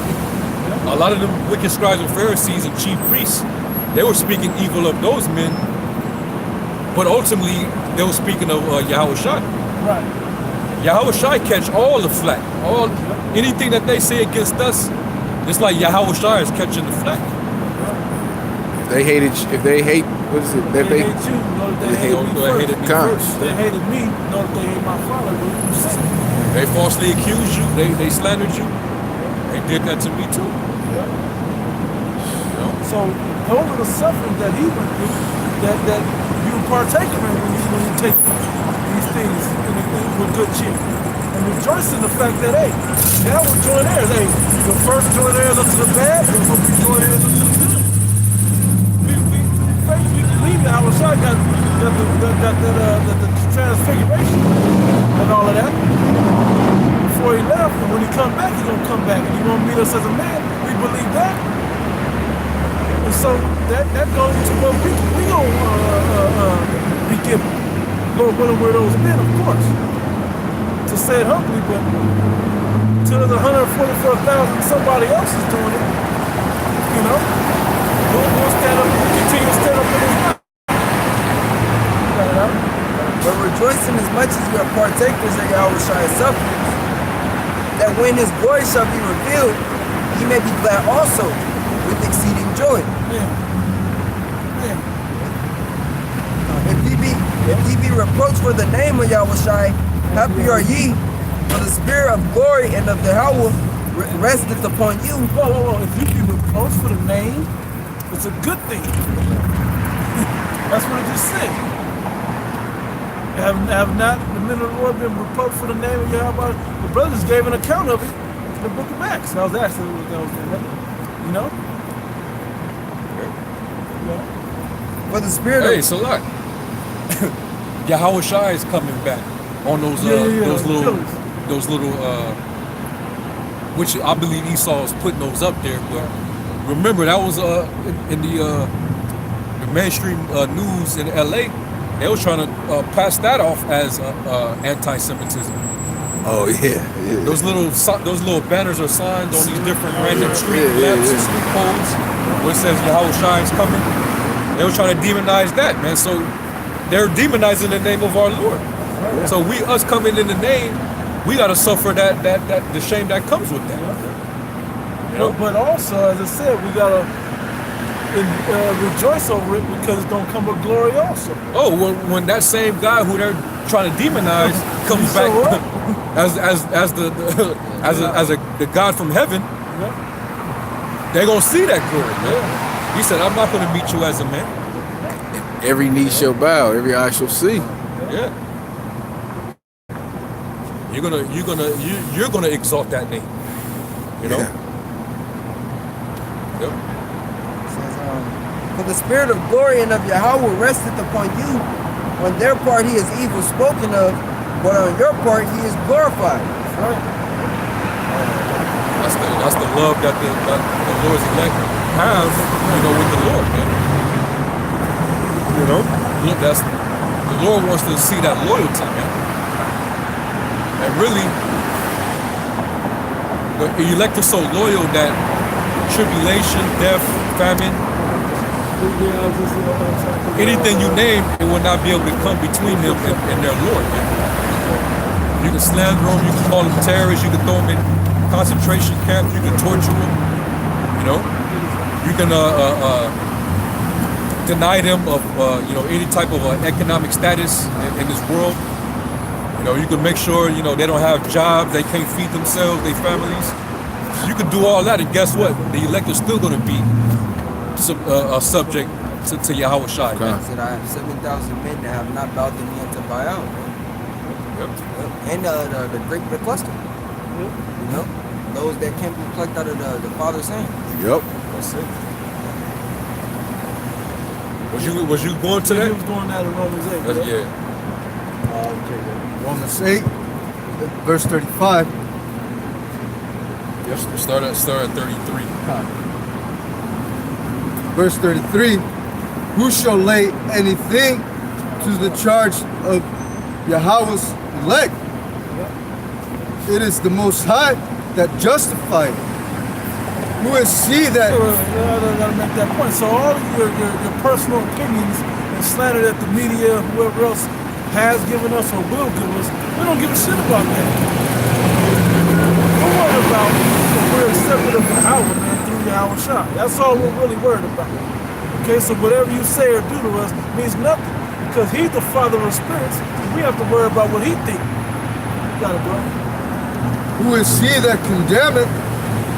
It is Hamashiach that died, yet rather that is risen again, who is even at the right hand of Yahweh, who also maketh intercession for us. Who shall separate us from the love of Hamashiach? Shall tribulation or distress or persecution? This all ties back into what the brother had in Shabbat the second chapter. Make not hasten time of trouble. These things, back to Psalms, I believe, when he read, though he slay me, keep my though he slay me, I keep my trust in him. Who shall separate us from the love of Mashiach? Shall tribulation or distress or persecution or famine or nakedness or peril or sword? As it is written, for their sake we are killed all the day long. For some guys, the weather separates them. Right. It's too hot. It's too cold. They can't stop eating shrimp. Yeah. Oh, the garments shit, bro. Yeah. Wearing a garment. I'm with all that, man, but I don't know about them garments. And I think we was like, we only wear them when we teach. He was like, but I don't know. Yeah. And walked off. He was like, whoa. That's it. Really? That's what it takes. You sold yourself that cheap? Yep. Wow. Yeah, man. It's just little tangible, little carnal shit that separates men from the love of the Lord, man. Sabbath. Women, some dudes let women get in between the love of Yahushua, man. Hey, your woman is not your head. Yahushua is your head. You know? Oh, man. You see what it said? Yeah. Yeah, man. Some men treat their women like that's their head and shit, man. You know? Go ahead, now. As it is written, for thy sake we are killed all the day long. We are accounted as sheep for the slaughter. Nay, in all these things we are more than conquerors through him that loved us. And through all these things, we are conquerors. Hey, the final enemy that to be destroyed is who? We're going to destroy the enemy of death through the power of the Shai. Hey, our Lord got the victory over death. We got to believe that we're going to get the victory over death. What's worse than death on earth for somebody that's called? And we know the process of it. Right. And we know the process. You know, if you understand reincarnation. Yeah. For I am persuaded that neither death, nor life, nor angels, nor principalities, nor powers, nor things. Hey, and that's the demons, man, the walls of Satan, man. Hey, cause we gotta be amongst these people, man. And we fighting that battle as it reads up in Ephesians the 6th chapter, man. That's not separating us either. Lord willing, we have the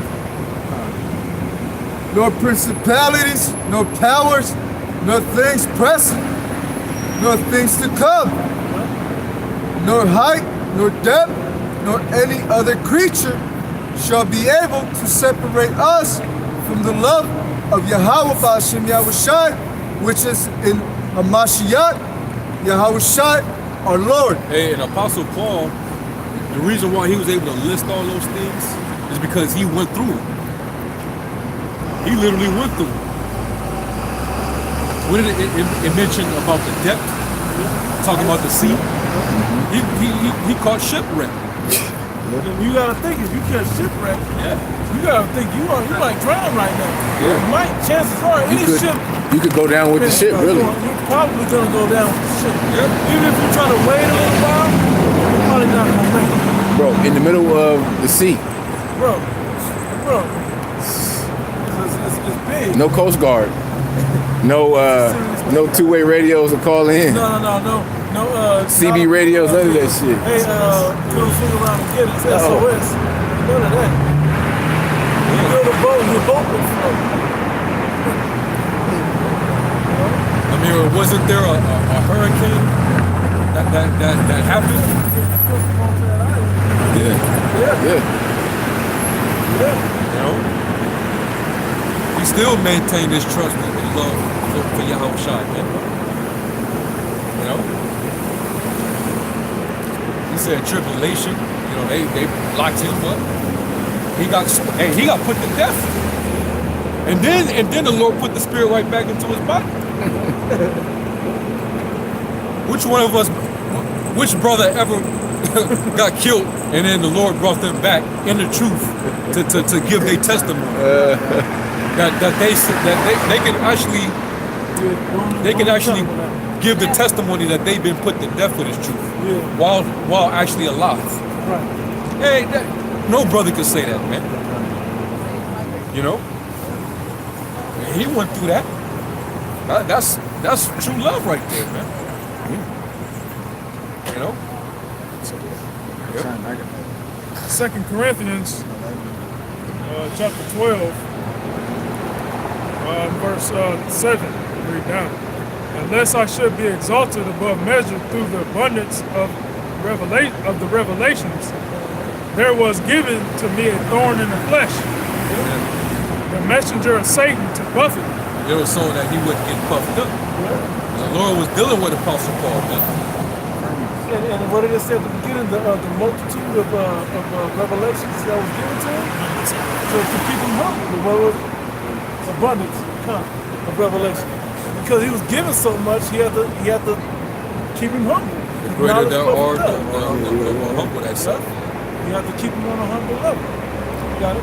Lest I should be exalted above measure. Yep. For this thing I besought the Lord thrice, that it might depart from me.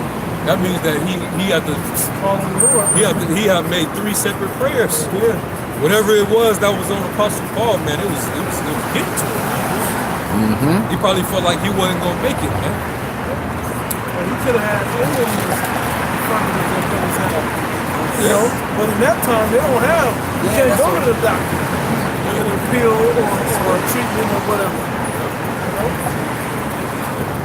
And he said unto me, my grace is sufficient for thee, for my strength is made perfect in weakness. I always love when that was here. That was when I was talking about earlier. We glory in our infirmities because he makes us perfect through our infirmities. And him showing his power and making us whole and balanced. You got it, huh? Most gladly, therefore, will I rather glory in my infirmities, that the power of Yahweh Shai may rest upon me. Therefore, I will... The power of Yahweh Shai may rest upon me. You know, I need that to get this job done. He gonna forsake me because I'm calling on his name as we read, right? So he gonna give me what I need to make it. You got it? Therefore, I take pleasure in infirmities, in reproaches, in necessities, in persecutions, in distresses for Yahweh Shai's sake. For when I am weak, then am I strong. Right. All things through Yahweh Shai will strengthen you, man. Yep.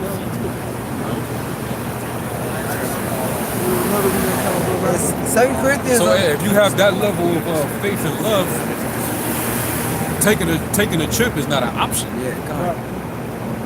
You don't give a damn what this devil do. You put that chip in your face, you're gonna be like, all right, what you want, my neck? What you want, man? What limb you want? You know? That's that. There's no option in that, man. You know? It's gonna be nothing. All the elect, they gonna ace that test, man, when it comes to the hour of temptation. They all gonna get A's on that final exam, man. They're gonna go right through that. You know what I'm saying? The famine didn't happen. You know, their faith is gonna be tried. They're gonna be interrogated. And you know, that moment gonna happen that the Lord said. You know, you're gonna be brought before governors and kings for my sake. And don't, meditate, what you shall speak, for in that hour shall be given you, what you shall speak. That's gonna go down, man. It's gonna happen, man. You're gonna overcome. And then after that, whether you die or whether the Lord preserve you through divine intervention, you're gonna get to finally see the Lord's glory, and you're gonna be glorified for remaining faithful. Now you're gonna receive the end of your salvation. You know? 2 Corinthians 11 and 23. Are they ministers of Yahweh Shai? I speak as a fool, I am more, and labor is more abundant, and stripes above measure, and prisons more frequent, and deaths oft. Hey, he done been through it all. Numerous times. He said he been through deaths. Deaths. Often. Meaning like near-death experiences, but he actually had a literal death experience as well. Where his spirit left his body, he went to the spirit world. And sent back to the same level. And then he said after that, when he sent the letter to the church of Philippi, he said, man, it's more needful for me to stay here in the flesh. But if it was up to me, I'll depart. It's better up there than it is down here. But because of the Lord's will, it's more needful for me to minister unto you. The Jews 5 times received 40 stripes, save one. Of our own people. Niggas, man. The Lord got something harsh for you niggas, man. What? Man, you people don't have no clue, man. It's coming for you, though. You are the main people that was fucking us off trying to deliver public service unto those stupid asses, man. That's Jacob's trouble. Man. Yeah, that's what's coming. It's coming for y'all asses, man. And we're gonna sit back, laugh, and rejoice over your destruction. Go ahead, bro. It's continue in 25. Thrice was I beaten with rods, once was I stoned, thrice I suffered shipwreck. A night and a day I have been in the deep, so it was lost at sea, stranded for that night and that day, man. And that's not including the shipwreck, because that happened 3 other times. It says in journeyings often, in perils of water. Hey, it's always, they didn't have cars and airplanes and shit, man. When you left the house, or you left the city you was in, it was danger out there. It was danger when you left the house. There could be lions and bears and shit out there, or you wandering to the next city, anything could be out there. You got it, bro. In journeyings often, in perils of waters, in perils of robbers. Hey, look, that don't mean, look, think about it. The ship was bouncing around and the storm. This is fucking. We just gotta make it to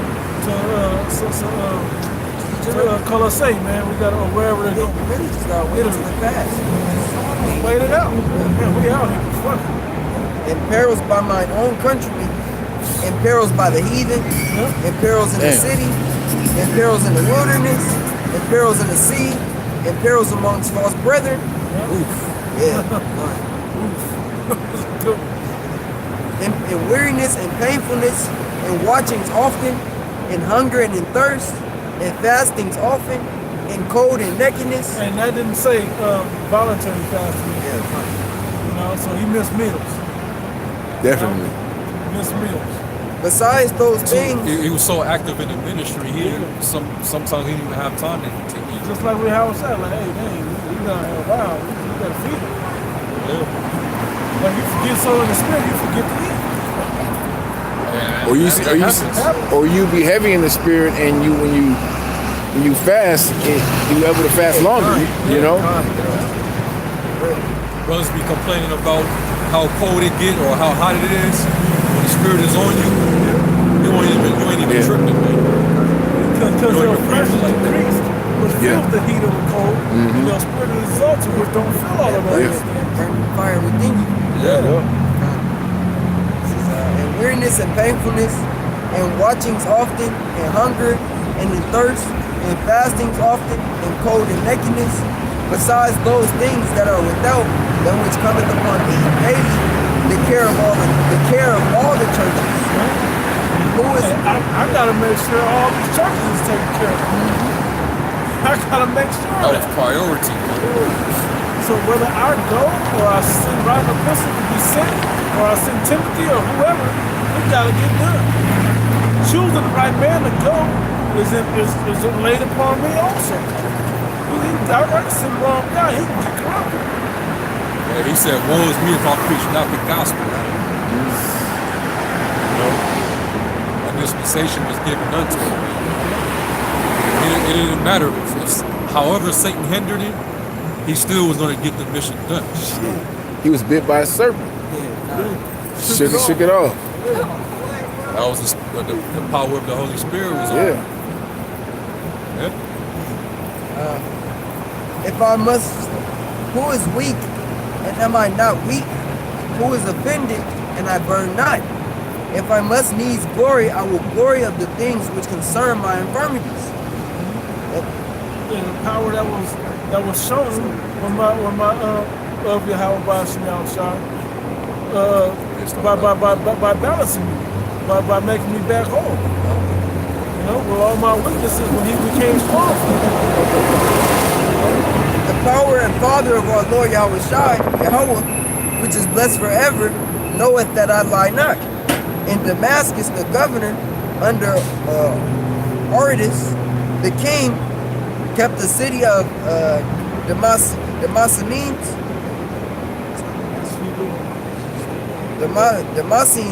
with the garrison desired to apprehend me, and through a window in a basket was I let down by the wall and escaped his head. Hey, after the spirit, man, they had me dip out the basket out the window.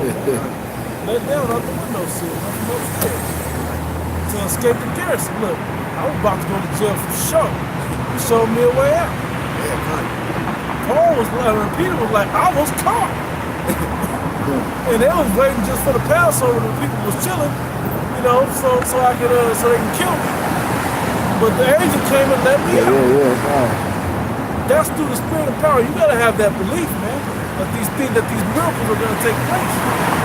But the point being, you can't lose trust in the spirit of God. And if any of you don't know that yet, and you're kind of wondering about it, and that's an example. We believe it by faith, but we've had occasions in our own life that prove the faith in that works. And when they that can be believed. and when you do, the Most High brings you out of these situations. You got to give the Most High the praise. Man, be like, You can't say that I delivered myself or Exactly. I did this or I did that.